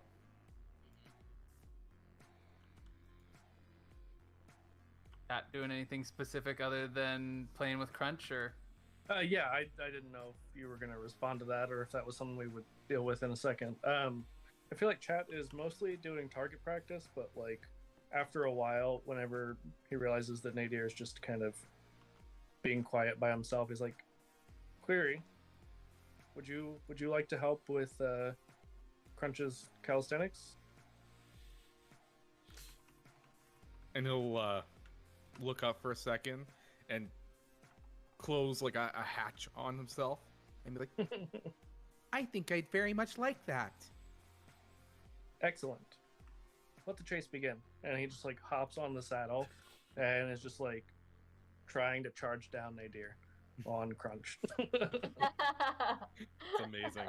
Yeah, and I might add that Nadir has a 15 dex, so he could give a little bit of a chase. Nice. absolutely, yeah. You guys, run Crunch all around the ship and give Crunch quite the workout. I would say that it would be enough of a workout to give Crunch 1 bonus HP to their total Yay! HP pool. Nice. A little bit of training where it goes a Hey, long way. Crunch. I And can honestly don't even have stats for Crunch, so, so I'm just gonna make a note of that real quick. Okay. Yeah, you might want that at some point in case you want Crunch Yeah. being in a fight, but outside of that, there's not much else to worry about, really. Crunch is mostly a mascot anyways. You wouldn't want to put him too close to the fight. Like, please don't make me kill Crunch. Just keep him away from every fight. I mean, no I one's don't need- making you kill him. I'm just saying, like, Yeah. Crunch is a girl, right? Yeah, Crunch is a she. Princess Bone Cruncher Mm-hmm. or Duchess, I guess. Duchess, yeah. Yep. Get it right. Much more refined. Sorry, I'm. Yeah, if Yeah, I know I- anything, it's refinement. That's me. I've had enough emotional damage this month thanks to the Call of Cthulhu game the other day. I don't need damage of losing my giant space. That's fair. Yeah, and so as you guys are running around, I'm also going to get Nadir to make me a quick investigation check. Oh, a nat one. No, yeah, Aw. you are running around, and as you do trip and fall, a weird panel seems to shift in a way that you've never really noticed, but it totally goes to the side of Nadir, and he does not realize that that happened in the moment, and kind of just sets himself back up, and yeah, is not, at least at this moment, privy to a secret hatch inside of Okay. him. All right. Interesting. I'm not sure if I should Mhm. write that down in my notes. I don't know. Jesus. Who knows? Maybe Secret he'll just hatch, get hit question just mark? right. Yeah. I'm gonna put it as a rumor I heard. It's the butt flap on Nadir. It's actually just robot flatulence. That is the secretest of hatches for sure.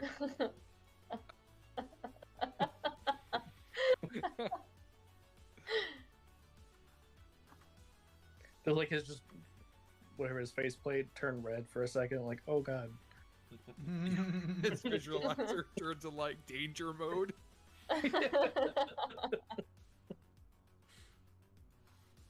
Yeah. So yeah, you guys are going around on those going through those various tasks as this travel has been going on, and yeah, on the 4th day of your guys' travel.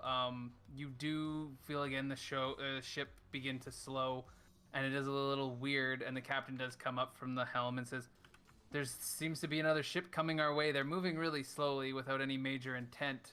We might want to keep an eye out for them, though." As he runs back down into the hull to keep handling the ship, and you guys do see off in the very far distance what appears to be a flying fish ship. It's large sails all on either side of it. It does have a slightly reminiscent shape of a fish to its body, but really the flying fish moniker comes from the wings that blow out on either side, kind of like the fins of a flying fish. And as it does... Finish. No, I was just going to say, as it does come closer, you guys do begin to see some writing on the side of it, and on the writing on the side of it says, "Gary's Wandering Emporium." Oh, interesting. Are we on a time constraint to meet from? Is he expecting us? No, Or it didn't. Yeah, it didn't like a seem like there scheduled was. meeting? It's not anything that fits. It said it seemed like he'd got you guys just the, when you show up, Crumb will kind of talk to you more or less in a sense. Okay. Well, Yeah, there I was have no time. talk of any specific meeting by any means. I mean, shall we do some shopping, lads? shopping episode.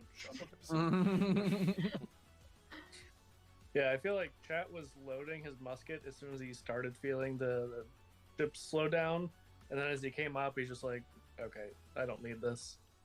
Yeah, and the ship, even on its own, looks very non-threatening. It's very brightly colored. The sails are all very pretty and well kept. Like, every little part of it screams this is a merchant ship trying to look its best. There's even the weaponry on it look smaller and less, detrimental, as if to not make people think that they could be pirates or anything like that. Whose emporium is this? That would be Gary's Wandering Emporium. Gary's Wandering Emporium. God, love Gary. I didn't, we can't all have fantasy names. No, man. Gary and Luigi, I'm here for it. Okay, I didn't Meteor name is all Luigi. over Luigi comes with Spelljammer. Sure he does, buddy. I mean, he actually does. We'll be fact checking you on this. Get ready to dig Nadir through is some like, 2E. Nadir is at the front of the ship, pointing and being like, "Please." Even though he gave up his last 10 gold pieces. But how did you only have gold pieces? I thought you guys got 500 gold pieces from a job each. Did we? Did we? I don't Did think we? did. Oh. I don't thought think the we job did. that you did for Fitz before the first one, didn't you guys each get? I thought I paid you that. Maybe We- maybe it was I a think you smaller amount. I definitely told you guys got paid because you got your random We- I'm magic writing it down items. now. We might have gotten 100 gold because I have 140, so No, no, maybe no. I had 40. I have I feel like 200. 140 might be 500. what you made your character with. No, Kayla, he Mhm. said 500. He can't take it back now. I already Yeah, wrote You're it right. 500. I mean, I'm definitely adding it yes. in. Oh man, we are well on our way to Valerius' ship. Well, All I did know tell- is I want to say 70 something, and I gave it to Claudia for the sphere, and that left me with 10. So I did not have the 500.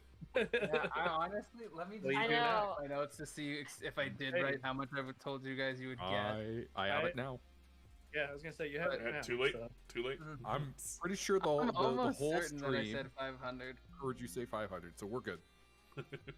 It's documented now forever. We're not negotiating more. You don't need to tell us less. We're Yeah. good. Yeah, it's Well, okay. I I mean, either which way, we'll just say that it would be reasonable for you guys to have quite a bit. I mean, you're level 5 characters. You should have a little bit of spending money.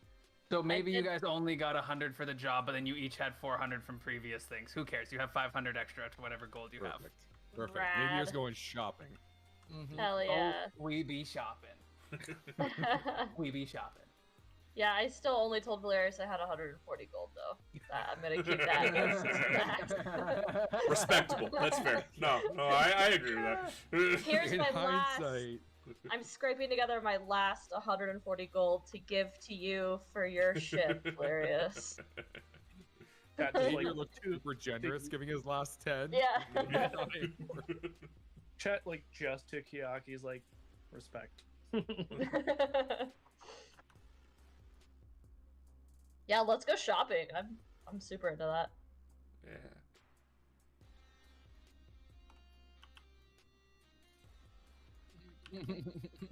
What do I want then? Shh, bad film.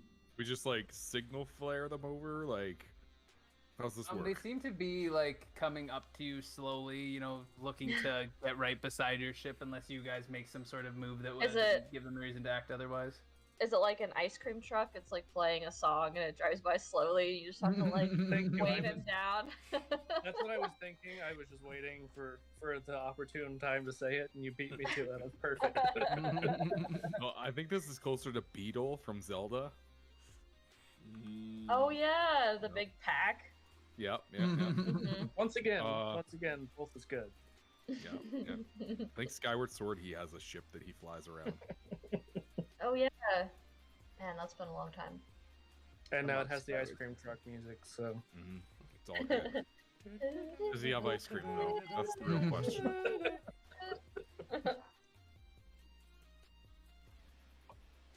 Yeah, let's wave him down, I guess. Yep.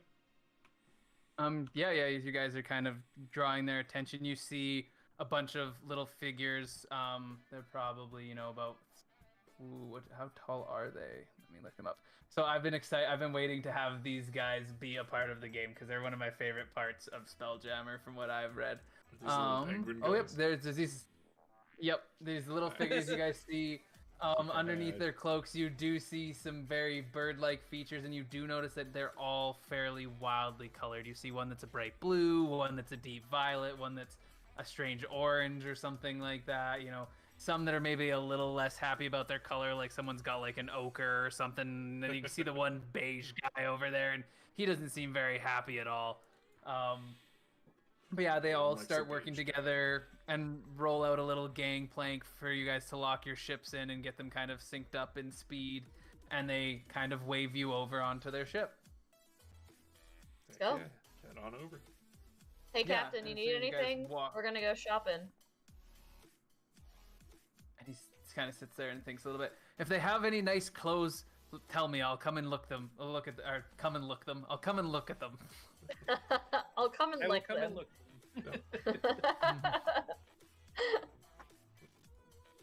Okay, some clothes, sure. Charisma is also his step. Yeah.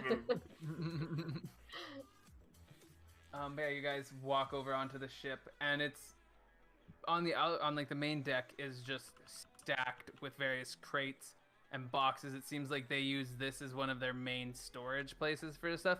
And you see a big sign on the door that seems to go down into the belly of the ship, and it just says, you know, main. What would it say? Probably just enter would be all it would say. And the other Doar keep kind of ushering you towards there, and one does speak up. It's fairly stilted and a little awkward as they speak. You get it well enough, but it is a pretty broken common of just being like, store downstairs, all the stuff you're looking for. You know, we should have anything you need. And they seem to then be going back to doing their various work of checking stock and moving around some of the boxes and stuff on the deck of the ship. Cool. Patch could like slow down, kind of like fall behind the rest of the party while they all go downstairs, and he's just like staring at them. They probably wouldn't pay much mind as they're fairly focused on their work. But maybe they would feel a little bit of pressure of your eyes on the back of their heads.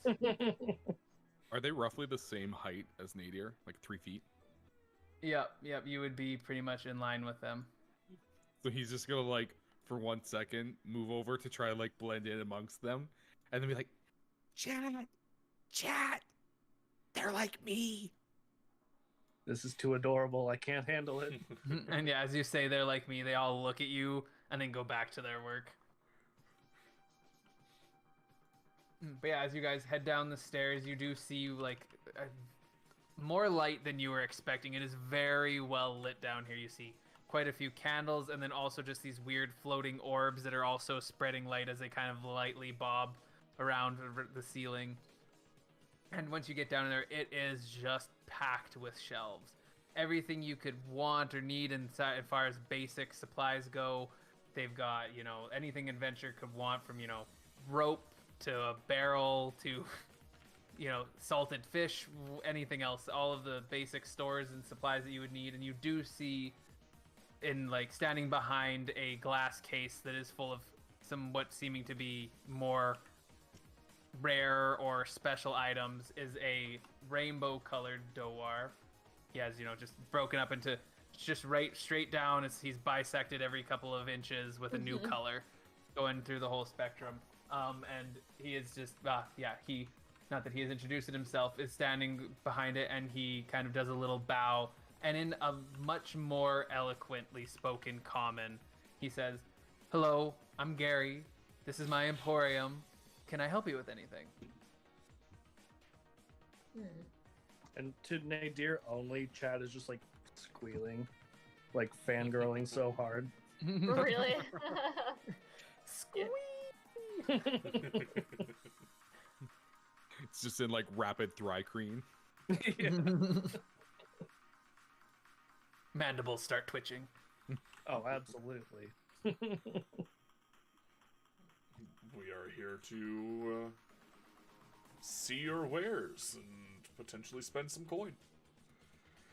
Gary does another little bow. He says, "That's what I like to hear. I mean, if you don't have any coin, I don't know what you'd be doing in my emporium anyways." And he kind of looks around and says, "Is there anything specific you're looking for, or just browsing?" I think I am just browsing. I'm not sure of the others. Do you have some tools? He says, "I mean, we have every type of tools, I believe. I can't think of anything that we wouldn't have." And he points you off into a section on one of the shelves, and you see a bunch of various little tool kits all set very nicely. And behind each one in the front is another row of like 2 or 3. It seems like, at least from a quick glance, any form of the basic tool kits that anyone would look for, they have in stock at the moment. Right. Nadir would take his like casting orb and just start like popping it out of his body and then making it float around as if it's like looking and checking things out, while he just stands there and just smiles at Gary. And is your orb trying to find anything specific, or just getting a look at? Yeah, the I room? think he'd be trying to like feel out anything that feels like out of place, anything kind of mystical or giving off a strange vibe. Yeah, so as it moves around, you wouldn't pick up anything super major on any of like the normal shelves. It seems like that's where they keep all of the mundane stuff, basic equipment that anyone might want. You know, like I said, the tool kits, pittons, rope, all of that kind of things. Anything, you know, in the basic equipment section of the handbook.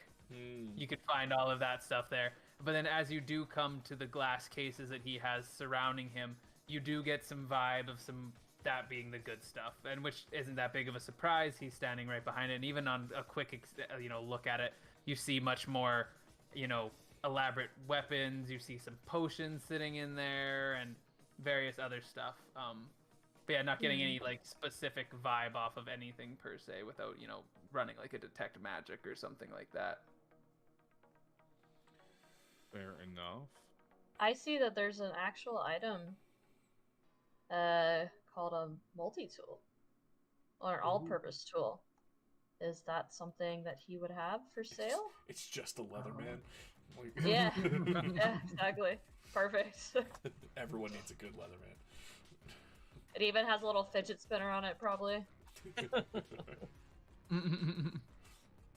Let me just double check the multi-purpose. It's called a multi-purpose tool? It's all-purpose tool. All-purpose, that's it. That's why it wasn't showing up. Even more purposes. Yeah, all of them, in fact.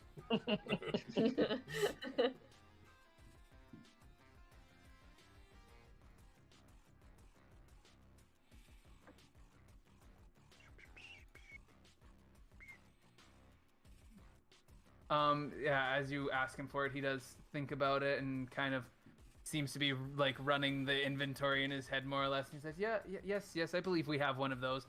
And he goes into one of the glass cases that is behind him and digs around, and he's, you know, searching and comes out with 2.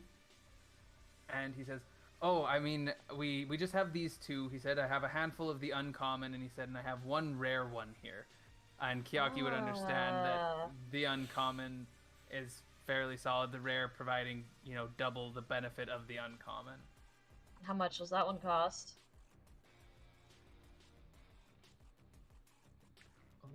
Probably About not 500 going gold to be pieces. This is the 500 gold shop. It's like the Dollar Tree where Yeah, everything costs exactly. exactly 500 gold. Yeah, although nowadays you're gonna find stuff that you'll find a lot of 500 stuff. But then there's gonna be some 505. 600, Yeah. 505. Oh, economy, man. What are you gonna do? It's actually all $4.99 because people like to see the, Yeah. the I decimal feel like there. it's So. a deal. Yeah. Mhm.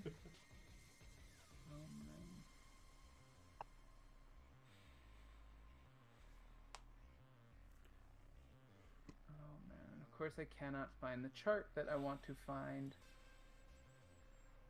That's okay. We can all kind of choose items and you can look at it later. Oh, I mean, no, to I've be got that it guy- right here. I was So gonna the say, to be un- that guy and make the joke. If you can't find the price, it's free. You know. Mhm. Yeah.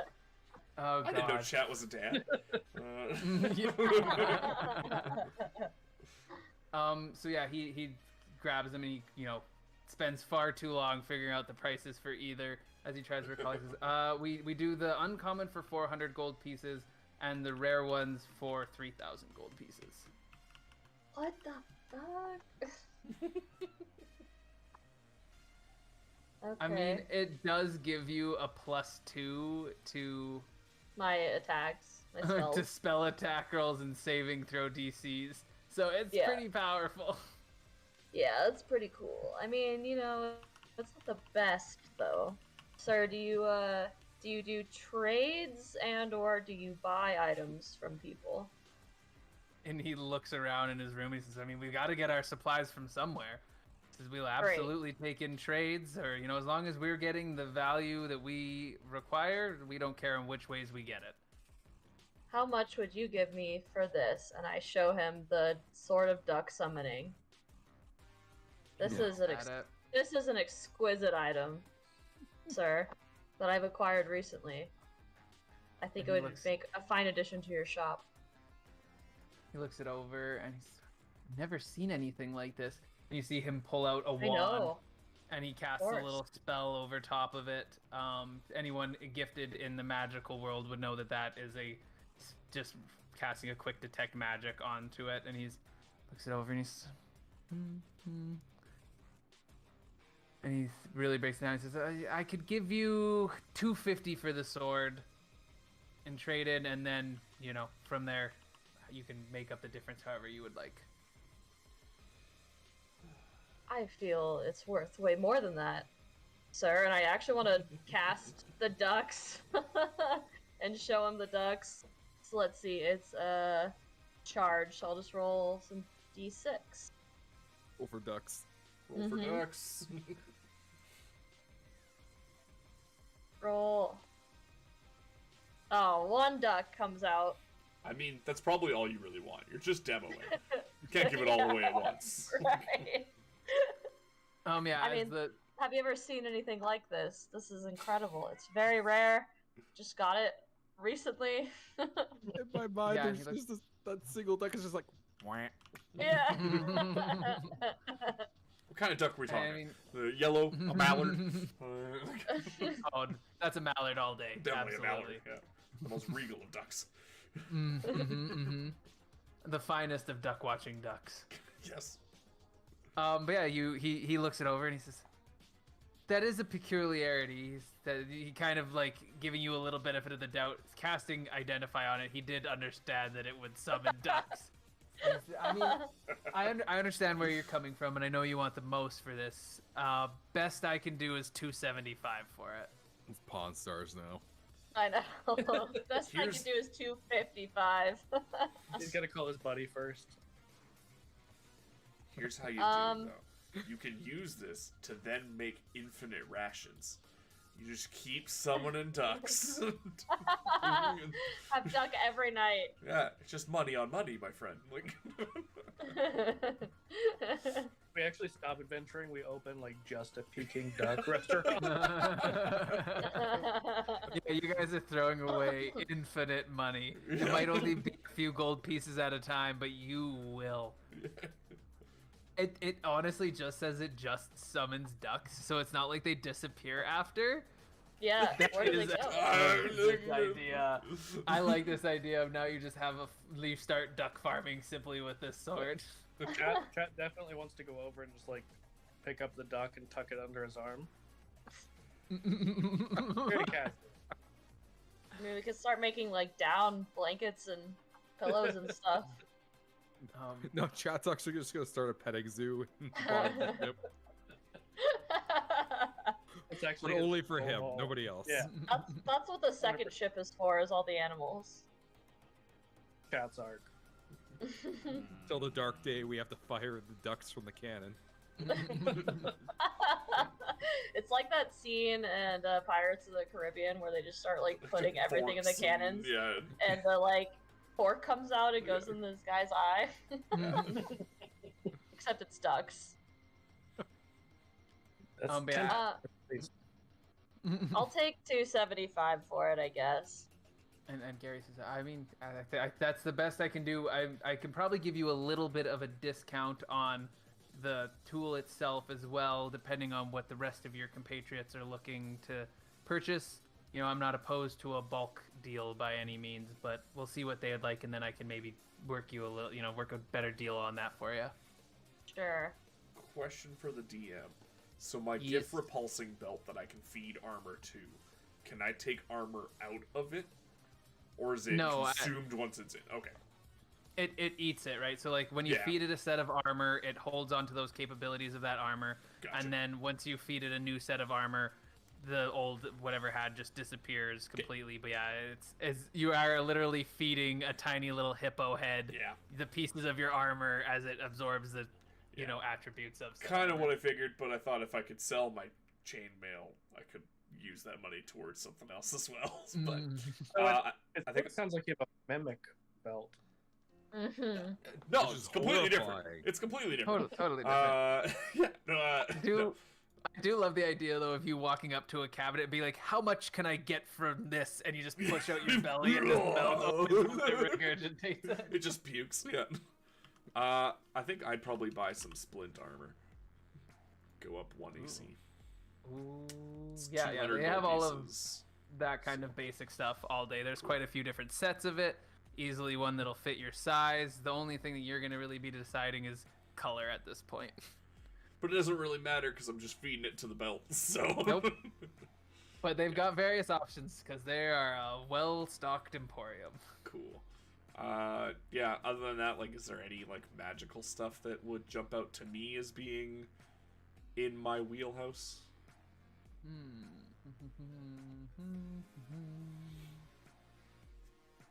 As far as anything in their tool chest, or like their fancier stuff that they have there, let me just quickly see what they might have.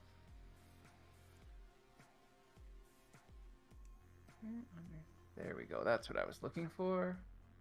Let's roll some D100s, see what stuff they have. Ooh, I'm Hell blowing me yeah. a table. Ooh. So we have, not too bad. You would notice a bag of holding. That's a pretty common item that most people know what they look like in their stock. 85. Ooh. You see a strange hat that seemingly has like almost kind of it just has like a bunch of kelp kind of constantly like billowing on the top of it. Just for sake of you guys knowing, it is a cap of water breathing. Cool. I think I can breathe underwater anyways as a hippo. I think they just can hold their breath. Yeah, that hippos might be- don't breathe underwater, but I don't know Yeah, what they've but done with GIF. Right? Mechanically. They're right? mammals. Yeah, but mechanically I meant they're aliens. You also see a potion of resistance in this shelf and a potion of fire breathing.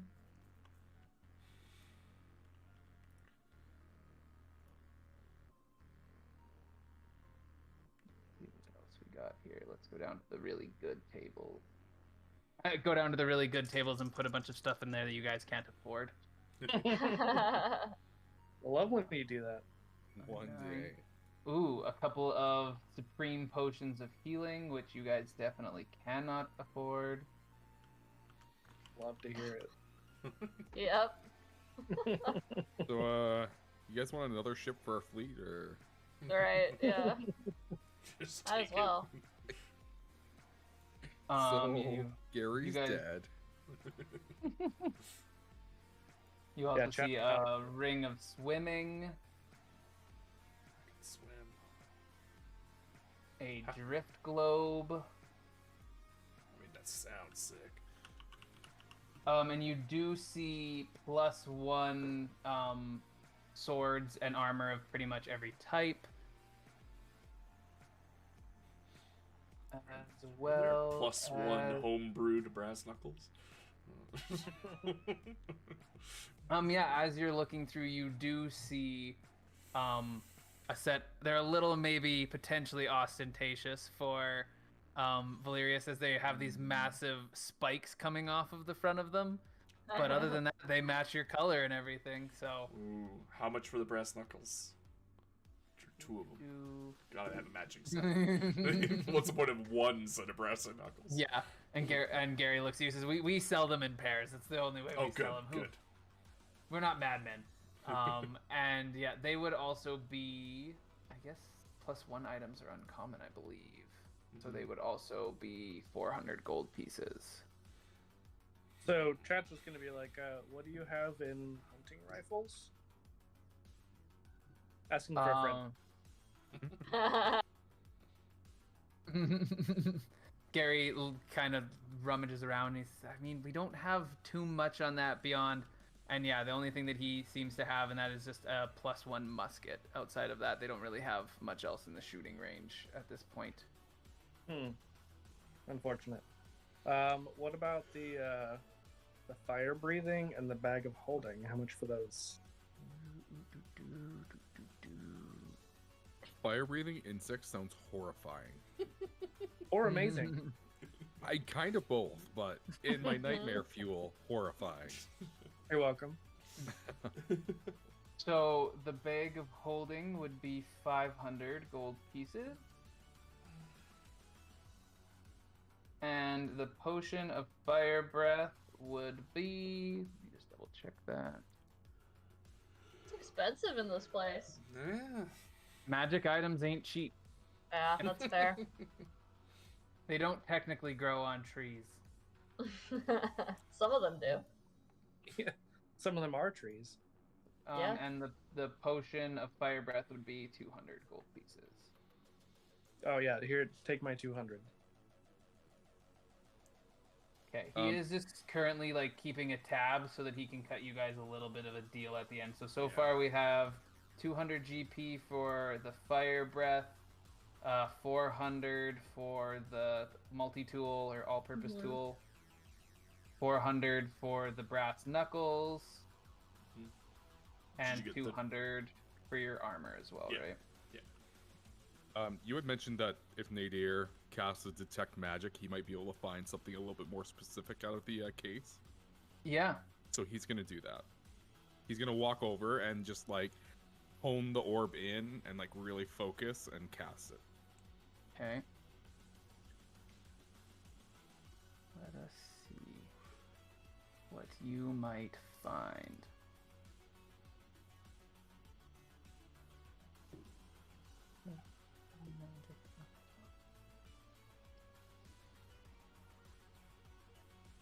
Ugh, all of this work figuring out what stuff the shop might have. If only I had not been lazy and done it beforehand.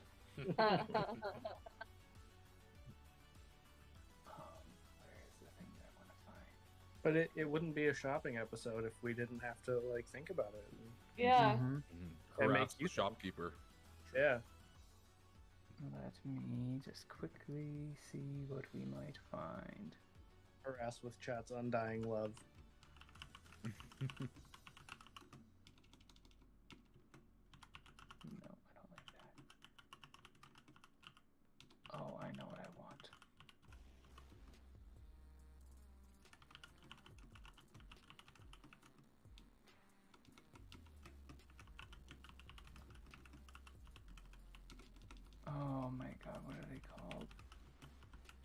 Oh, I want to do one of those weird statue animals that they give you.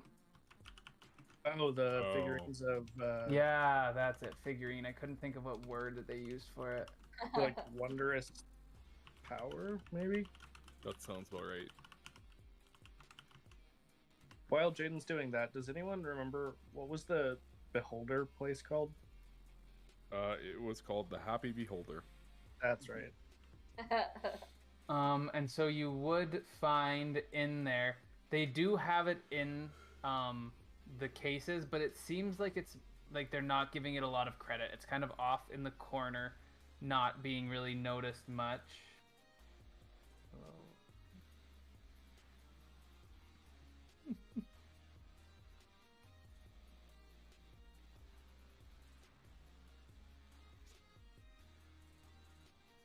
It's a very strange. Oh, maybe let me see that.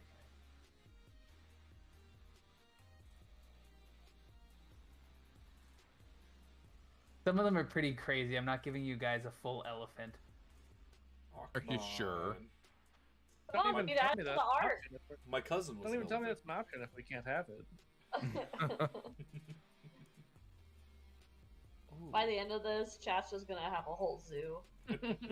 Okay, so I'm gonna leave this up for you guys to see which one you would prefer more. I will give you. It'll either be the Silver Raven, which that allows you to summon a Raven for up to 12 hours. Once it's been used, love it that can't one. be used again for 2 days. While in Raven form, the figurine allows you to cast the Animal Messenger spell on it at will. Or the other option is the Ebony Fly. The Ebony Fly statuette is carved into the likeness of a horsefly. It can become a giant fly for up to 12 hours and can be ridden as a mount. Once it has been used, What? it cannot be used again until 2 days from that time. Hold up. So What? So you either get a giant fly you can ride, or you get a Silver Raven that allows you to cast the spell Animal Messenger. But can we ride the fly how through much- space? How much are they? As the Gary kind of goes over and looks at them, well, whichever one you would pick would be the same price, and he's like, "Oh, those little knickknacks, I'll throw them in for 100 gold piece." Nadir would buy both of them, and then he would look at chat and he would say, "I'm just like you, chat." Yes. Yeah, I'm cool with there being two. I was trying to imply that there was only the one, and you could pick which one of the two you wanted to be there. But I'll give you both, because honestly, the Raven doesn't do that much anyways, and I think that But that's it's cool for you guys the to have the coolest. Animal Messenger spell. Well, yeah, but Thank can you sir. can you ride the fly through space? That's what I want to know. Well, it's still a Um, figurine, right? Like it's not an actual animal.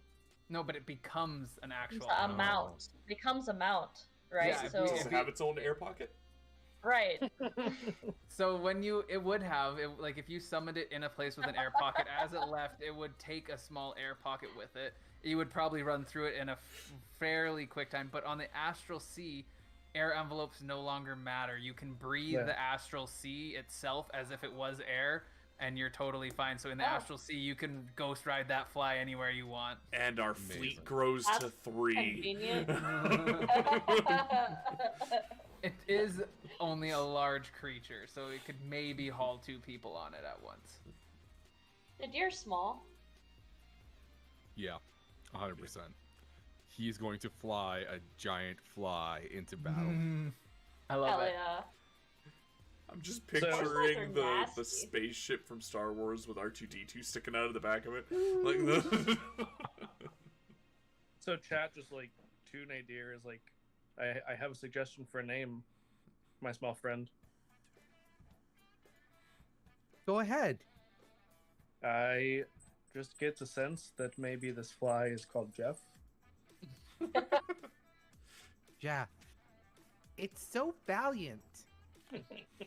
Yes. And Gary gives you guys kind of like a strange look as you are Oh, naming these things that he.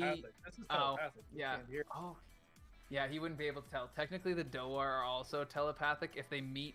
So like if 2 of them hold hands, and then look at a third being, they can create a connection between the 3 of them and communicate telepathically. So he still wouldn't be able to hear you. But if he did hear you, he would be very surprised that you guys are naming what he thinks are these tiny little figurines of little worth, other than that they're well crafted. that you That's why haven't you even got them. bought yet. They're not technically yours. Yeah. Well, it's already Yeah. done. So yeah, so far you guys have the 2 figurines at 100 gold pieces each, the fire breathing potion for 200, all-purpose tool for 400, +1 brass knuckles for 400, and 200 for the split mail. Is there Out of anything else curiosity, people are wanting? How much was the +1 musket? Just for shits The and giggles. +1 musket would also be 400. All of the +1 items seem to be at the same price. Damn. I don't have that many gold pieces.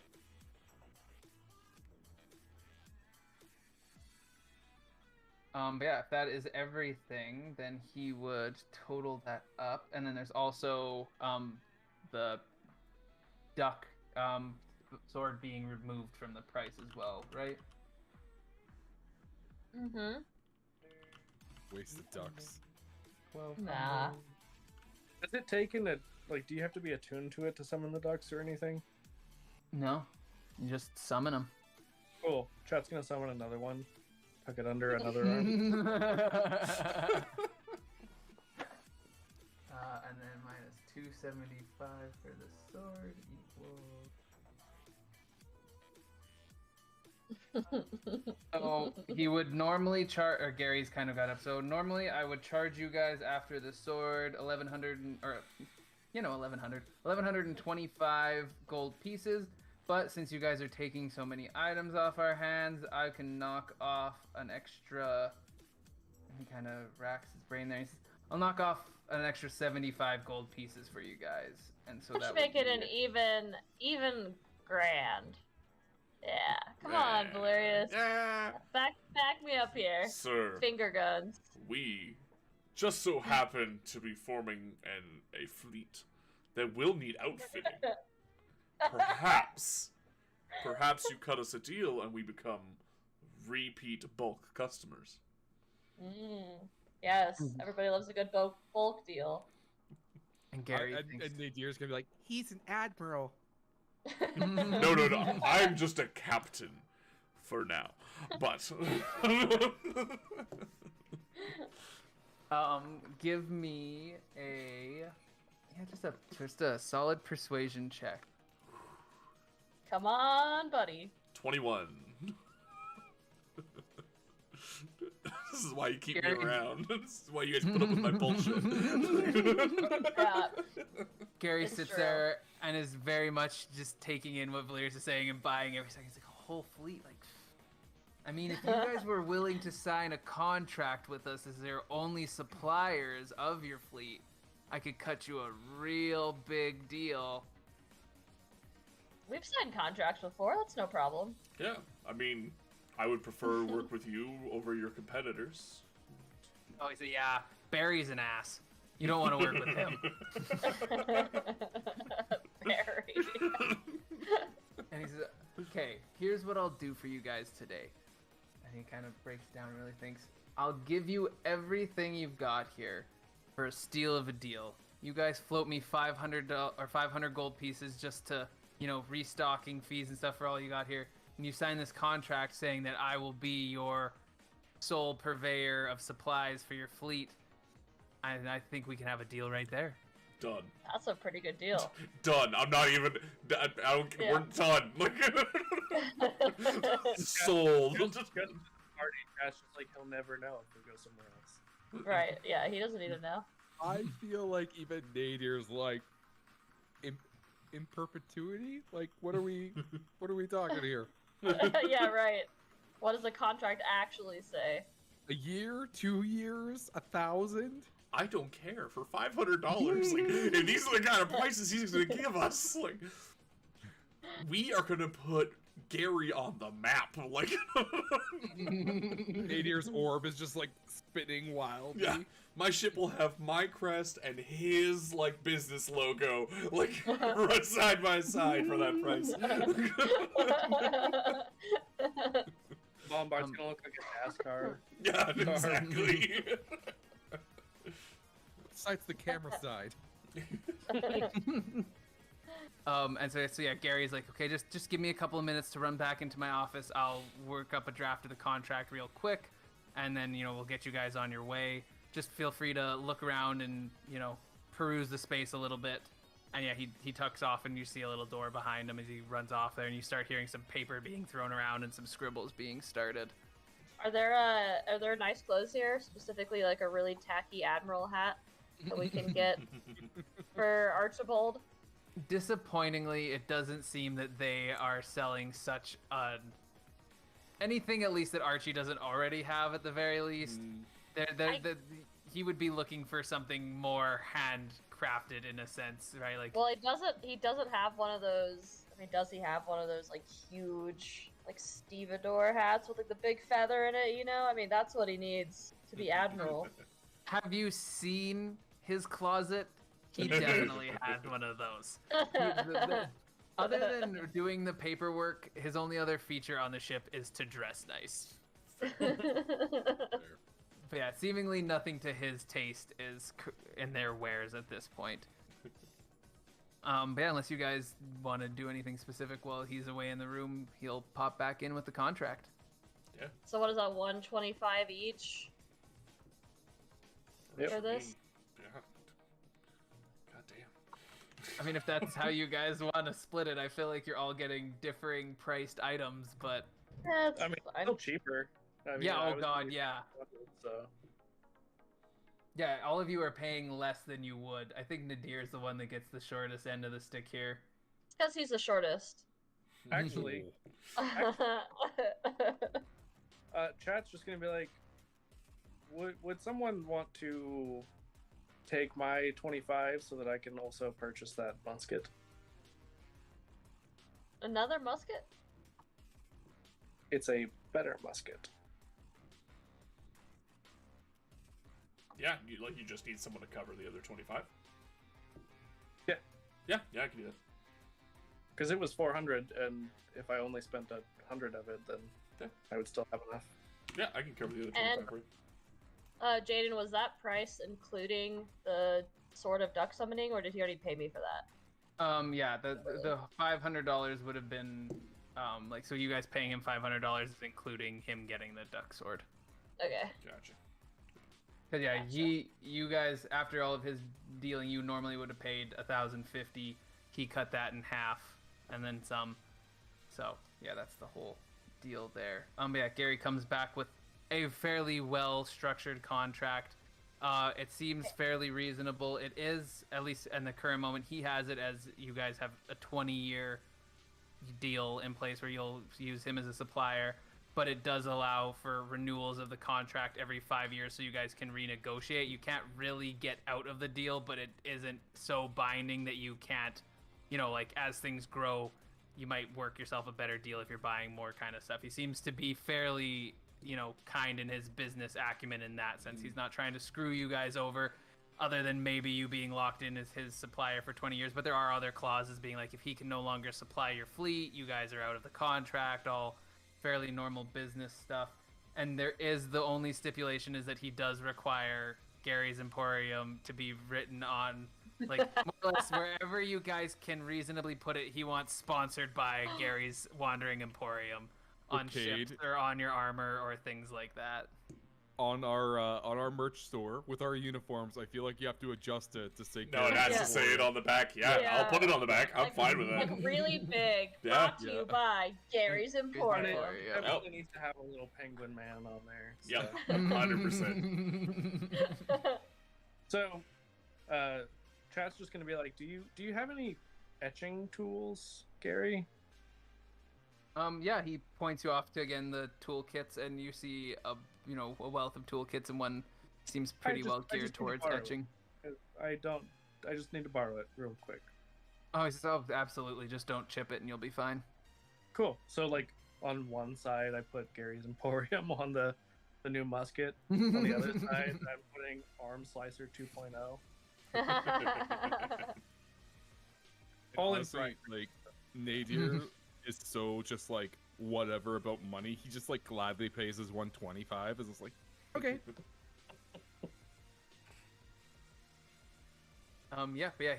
Gary, takes your guys' signatures quickly and then, gets all the items out of the case and sets them all nicely for everyone. And he says, yeah, I mean, is there anything else I can help you guys with, or is that all for today? It's been very lucrative, Gary. Says you're telling me. Still believing that there is a fleet to be, at least soon There to be will stocked. be. Hell yeah. We have 3 And, like, ships already. Is there any sort of clause in this contract that says, like, how is he gonna, like, what happens if we never show up again? You know? I mean, the thing you guys would know is that, you know, the merchants, especially the Dowar, and I think there's one other kind of, they're a giant species that are a fairly prominent merchants. Arcane. They're the ones that have a hive mind. Yeah, yep, the So you merchant. can't piss them off, because otherwise they will wreck you. Oh, right. Yeah, right. and so you guys We would need to know be that. Standing. Yeah, like trade in these areas is not taken super lightly. Like you guys definitely could, but it's likely that, especially with this contract and stuff, if he ever found that you were messing around with other businesses, that most people would then know you guys are cheaters, and then who wants to deal with that in the future? And yeah. So like, yeah, there's nothing really binding you in it beyond, you know, like legal stuff. So like, he could take you to court if you if found out, and you guys, if you showed up to court, maybe he could sue you and stuff. But there's a lot of what ifs around this. Mostly, it's if you guys want to be able to keep doing smart business, it's best to keep merchants on the good side. Chat never shows up at court. Never implies that this has been an ongoing problem. Like, I don't know what I'm talking about. In some far off system, you guys see just like a pole completely covered in the pictures of chat wanted $10,000 or 10,000 gold pieces underneath of it. I'd turn myself in for that. Do I get paid? It is dead, sir. It's a great heist idea. Oh, that would be sweet, actually. Yeah, you taking the money and then you bust them out after. Yeah. Yeah. I'm sure no one's thought of this. It'll definitely never happen on a future stream, that's for sure. My headcanon is that at least one of those posters has a picture of a toaster next to it.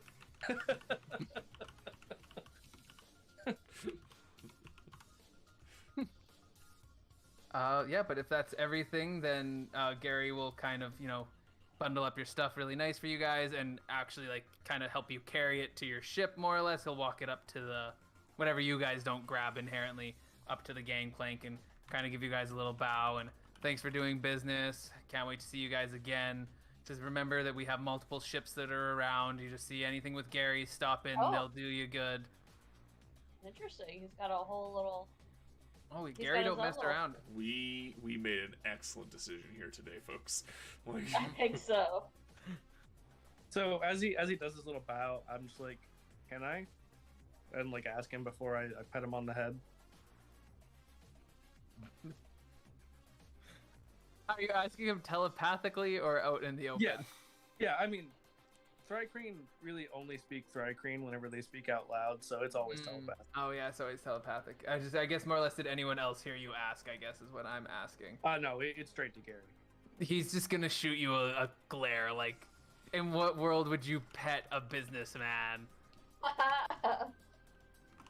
Yes. In what world? So, yes. Hey, he just gives you another look. No, as he hands you guys his stuff and very quickly walks back down into his workspace. Not the weirdest customer he's had, I'm sure. sorry to interrupt, but we're being raided by the Voctaire with 13 viewers. Oh. Hell Hey, yeah. everybody. Thanks for Hi, coming out. everybody. Thank you for showing Thank up for you.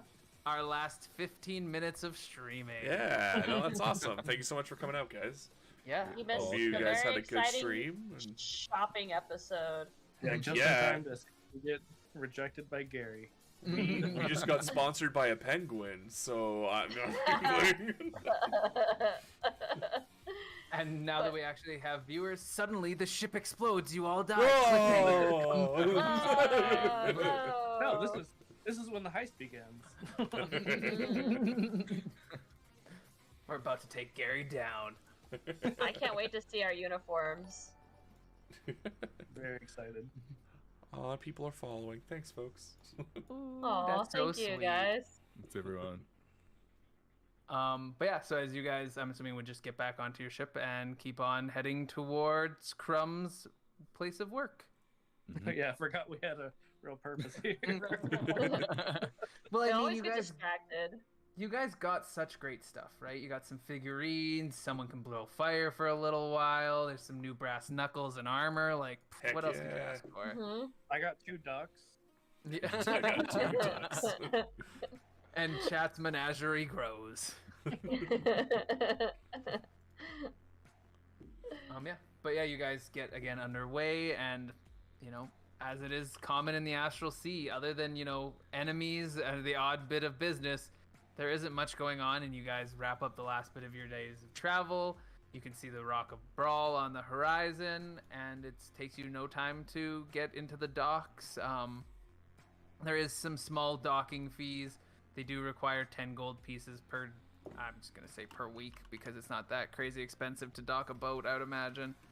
But it seems the captain handles all of that kind of stuff.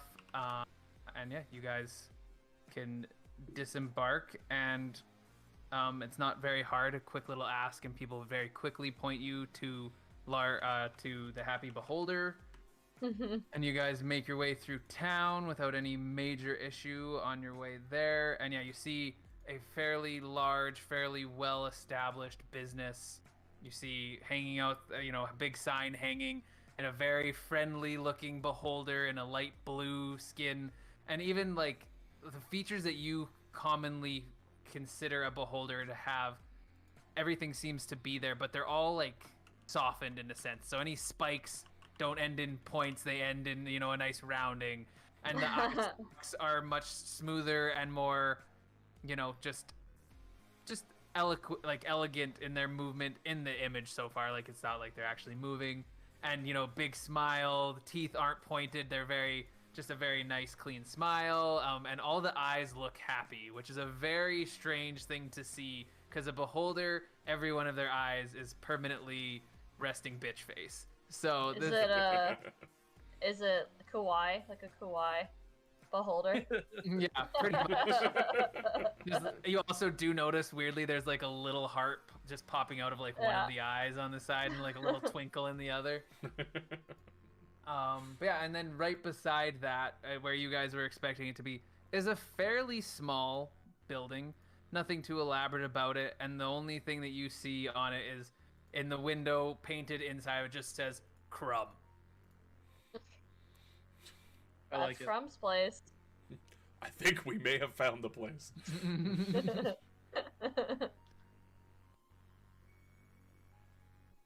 Well, think shall we go enter. in? Yeah, Yeah. I think so. This is like a bar? No, so the Happy Beholder is a bar, and beside it is Crumb's place, and it just looks to be like a normal business, basic establishment, nothing too crazy by any means. It almost could be a home, other than when you walk inside it very clearly isn't. There's a couple of desks that are currently at the moment empty. You see a big job board plastered on 2 of the walls with various, with a quick glance, you don't see much, but all sorts of price jobs. Seems like it's mostly geared towards pretty standard merc work, a lot of collections, a lot of heist adjacent-y kind of things, a lot of, military based work, other things like that. And yeah, the only really other notable features on the walls is just covered almost like an Applebee's level of coverage, or Fuddruckers, pick whatever kind of general tchotchke covered wall place you can think of. But they're not, little bits and baubles. They're all seemingly military, awards, or, things for valor. The odd, like, you see, like, a couple of, like, really high-paying jobs being, like, framed as if, like, that was, like, they completed that job and were very proud of it. It's all just a massive museum, almost in a sense, of Crumb's accomplishment and his crew from back in the day. And he seems to be a very, very storied mercenary. You're not surprised that how much connection he has into the mercenary world. Mm-hmm. And hearing the door close, you guys will hear some fairly loud clomping coming from a back room, and the floor squeaking as the door opens, and a very hulking figure has to like twist and turn and contort its way through the door, as it is not nearly sized up enough for his 7'5", very shredded form. This is a well, built minotaur, and the only thing really implying he has any sort of age is that all of his fur is completely gray. Outside of that, you would think that this is a more than capable enemy for anyone to be facing, even in what seems to be somewhat of an extended age, only because you haven't ever seen a minotaur this gray before. You don't really know exactly how old he is, but from some of the awards that you see around, he's clearly older than 100 years old, because these things are just dated quite a ways back. And yeah, the only other really notable feature that stands out about him is that he does have 2 massive intersecting scars on his chest that make almost a cross, kind of like a twisted T in a sense, on his chest. And he just kind of looks you all over and kind of thinks about it for a second. He says, "Oh, Fitz must have sent you, right?" Yes. Cool scars. "Oh, thanks." And he kind of sits there and thinks for a second, and then you see, like, whatever, and he kind of blusters up for a little bit. He's like, "There's quite a story behind those, don't you know? This is one of my first battles ever, and I was running through the streets, and I see this little family trying to get out of the way, and right over on just across the street is a very nasty-looking wizard, and I don't know what spell he was casting at the time, and I ran right in front of it. I can tell you, biggest mistake of my life, fireballs don't feel great directly to the chest." I've heard that before, yes. And then he kind of gets back to business. He says, yeah, Fitz told me you guys were looking to get into some upper work, getting into a little bit more of a higher paying bracket, if in a sense." Yeah, we need to pay for Valerius' ship. Indeed. I mean, yeah, a ship is an expensive thing, that's for sure. I probably have a couple of jobs along the line that could get you guys up there, but honestly, I think that at that kind of level, you'll be looking to move a little bit past me. He kind of thinks. He says, "Well, I do have a handful of contacts in a couple of some of the bigger systems." He says, "I can probably get you into." He kind of rattles around in his head for a second. Of course, I mixed up all my notes. He says, "Yeah, I can probably get you guys in a couple of the systems. I know that everyone's looking to get into the Rajik system. We'll have to see about that one. They're pretty hoity-toity. They're not looking for, run-of-the-mill mercenaries by any means. I mean, I could get you guys into the Binar system, but I don't really know exactly how much you want to be going into an active war zone." He says, "And I could probably even swing it with the Peroria system. I know a couple of guys in there. But really, before I do any introductions of that with you guys, I'm going to need to see what you can do. Fitz has told me, lots of great stories. I know that you guys are more than capable, but the kind of work you're looking to get into, doing some basic smuggling and whatnot isn't really going to give you the credibility you're looking for." He goes over to one of the job boards, and he kind of roots it around and stuff like that. He says, this one here, that'll give you guys a little bit of a name. He says, "If you guys can complete this job," and he lays it down, and you see, a pretty normal job listing, and it does have on the bottom of it 1,000 gold piece bounty. Fairly decent pay overall. Okay. And he says, one of the underbosses here on the Rock of Brawl was messing around with some people he shouldn't have been and managed to get his brain snatched by a Nathalgu. Of course, all of the underbarons would like to have that back. Can't have his secrets going out and about, tearing apart everyone's business. So if you guys can collect his brain from the Nathalgu, I mean, that right there would be a big enough name for you guys easily. That would get you into any of the systems I have any contacts with. Okay. Yeah, no problem. We've dealt with brains before. I mean, that's no problem. It's always good. Brains can be quite the squeamish part for some people, and I know lots of people who would prefer to keep their brains on the inside, so not exactly the job for them. I've heard they're delicious in soup. Says, "I wouldn't know. I'm more of a bone soup myself." But yeah, he hands you guys the listing, and he says, "There's not a lot of information that we have on it. As far as we know, that the Nathalgu was found skittering off into the sewer system below the Rock of Brawl. You guys will have to do some digging to, suss it out from wherever it's decided to find a hiding place." Is a Nathalgu a common creature? Would we know what that is, or like know anything about them? Yeah, let me get a quick. Nathalgu. Nathalgu. I'll get an arcane check from everybody to see what you guys know about Nathalgu. 17. A whopping 8. Got a 27. It's your second eight. Gun. Finally. Now. Finally. Oh yeah, no, I got a 17, so not even close. No, a 17. So the two people that grabbed 17s there would know. Right, there was two 17s. Yep. They've heard of Nathalgu before. You don't have any really specific knowledge about them, other than that they are these strange beings from a part of the world or some other realm. People aren't really entirely sure of where they come from, at least to your knowledge. And they go around and they just collect brains. They're known for snagging a couple of brains. Most people don't really know exactly why they're doing it, but it seems to be that they come into the material realm in the astral sea and collect a certain number of brains and then seem to disappear after they've collected the amount of brains that they're seemingly trying to acquire. And outside of that, you know that they're not something to be taken lightly. They are not maybe an insanely deadly creature at your guys' level, but it would still give you a solid run for your money. And then Kiaki, with her little extra knowledge, would know that they are looking to collect 12 brains. You don't have any real knowledge still of where they go or where they came from. And you know that based on the number of brains that they have acquired so far, that they become more powerful because they acquire new spells with each brain that they collect. And other than that, the only other thing that she would really know is that when a Nathalgu consumes a brain, it gains the magical ability to speak and understand languages known by the brain's previous owner. Cool. Yeah. So it needs 12 total? Yeah.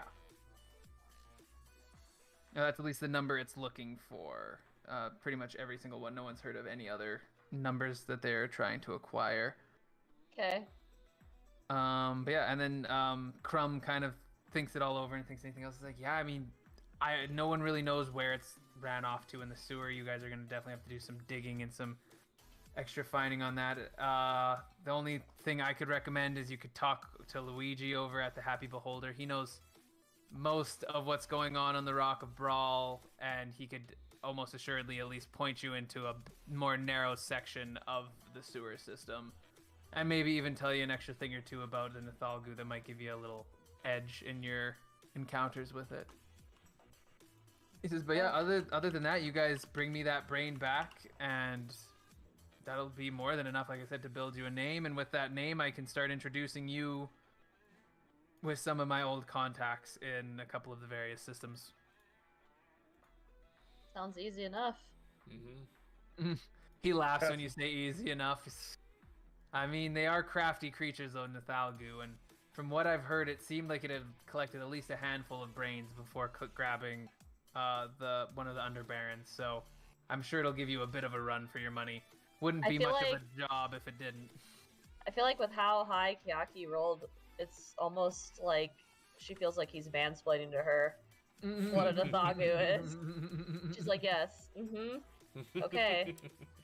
It's got some brains. It needs some more brains. Got it. Chat's just like such a delightful creature. I could compare notes about collecting body parts. And Crumb sits there for a second. He's like, "You want to see a collection of body parts?" And then he pulls off like a necklace out from underneath of his shirt. I guess he wouldn't be wearing a shirt. He pulls a little, Out of his hair. Yeah, that's actually perfect. Out of a big mat of his hair, he clears a way out of it and pulls out a braid, and hanging off of that braid is a collection of ears and fingers. He says, Ugh. every one of them deserved it, and kind of And- tucks it back away into his hair. And like insect eyes can't get any bigger, but somehow Chat's eyes get really big, and he's just like wiggling his fingers. He's just like, yes. Valerius is definitely like man crushing Impressed. hard. Like, this man is everything I aspire to be. Nadir is just like taking one step back towards the door. Chat's like, don't worry. These are all meatbag parts. You're fine. Double checks to see if he has ears or not. But yeah, then after, giving his little spiel, Crumb says, yeah, bring me back that brain and we'll see where we can go, as he just totally cold shoulders you guys after that and walks back, does this contort through the door, closes it behind him, and seems to think that you'll let yourselves out. It's not wrong. Yeah. And with Crumb's very, very cold shoulder, I feel like we should probably call it here for the night. Awesome. Awesome. Yeah. Hey, we got to do some shopping. Yeah. Awesome. Who doesn't we're love set up for a shopping? pretty awesome quest. So Yeah. Yeah. Made the best deal of the century too. For sure. we're gonna go around yeah. and be like, we're sponsored. Yeah, I know. Yeah, thank you so much, Jaden, for running that. It was awesome. Yeah. Let's go around and do our various plugs. Rick, you're first on my screen. Go. Cool. I'm Rick. I'm the Dungeon Master for the Hammer of the Gods podcast. I do some streaming here on Twitch as well. And yeah, check us out. Kayla, you're next on my screen. Go. I'm Kayla. I am one part of the Potions of Potpourri casual chat D&D podcast. Find us wherever you get your podcasts. Are you the potions or are you the potpourri? That's a really good question. Nobody's ever asked us that, believe it or not. Just found your I topic for the next probably- episode. Keisha's sweet and I'm spicy, so I'd probably be the potion. There you There go. you go. But I'll have to post that to her. I like that one. Ruin, you're up. Go. Hey, I'm Ruin Ortega. I am one of the co-hosts of Cantrips and Coffee. You can catch us on anywhere that you get your podcasts, where we try to talk you through what tabletop system deserves your money, and we also stream here every other Monday. Yeah. Jaden, plug your stuff. Man, I hate plugging my stuff. I know guess you the do, one that's why I'm thing making you that do I it. technically do is I do run a tabletop 3D printing business. It's called Discount Dungeoneering. We have I think I'm over 1,500 different minis and terrain options on the website for people to dig through and find what takes their game to the next level. Rad. Awesome. And I'm Cade. I just make stream things happen. Yeah. Awesome. Thank you so much, everyone, for checking us out. Thank you, Voctaire, for the amazing raid. Really appreciate it. We're going to carry it forward. I found the person with the least number of viewers under the letter A. It's Darkar Company, and it says they're just streaming art. So we're going to raid them, forward some love to another small streamer. They're still Rad. much bigger than us, but we're going to do it anyways. So Yeah. make sure you Every go view counts. spread some love, and if it's not good, it's not our fault. So thanks, everybody, and we will see you in Good night. the next one. Bye, guys.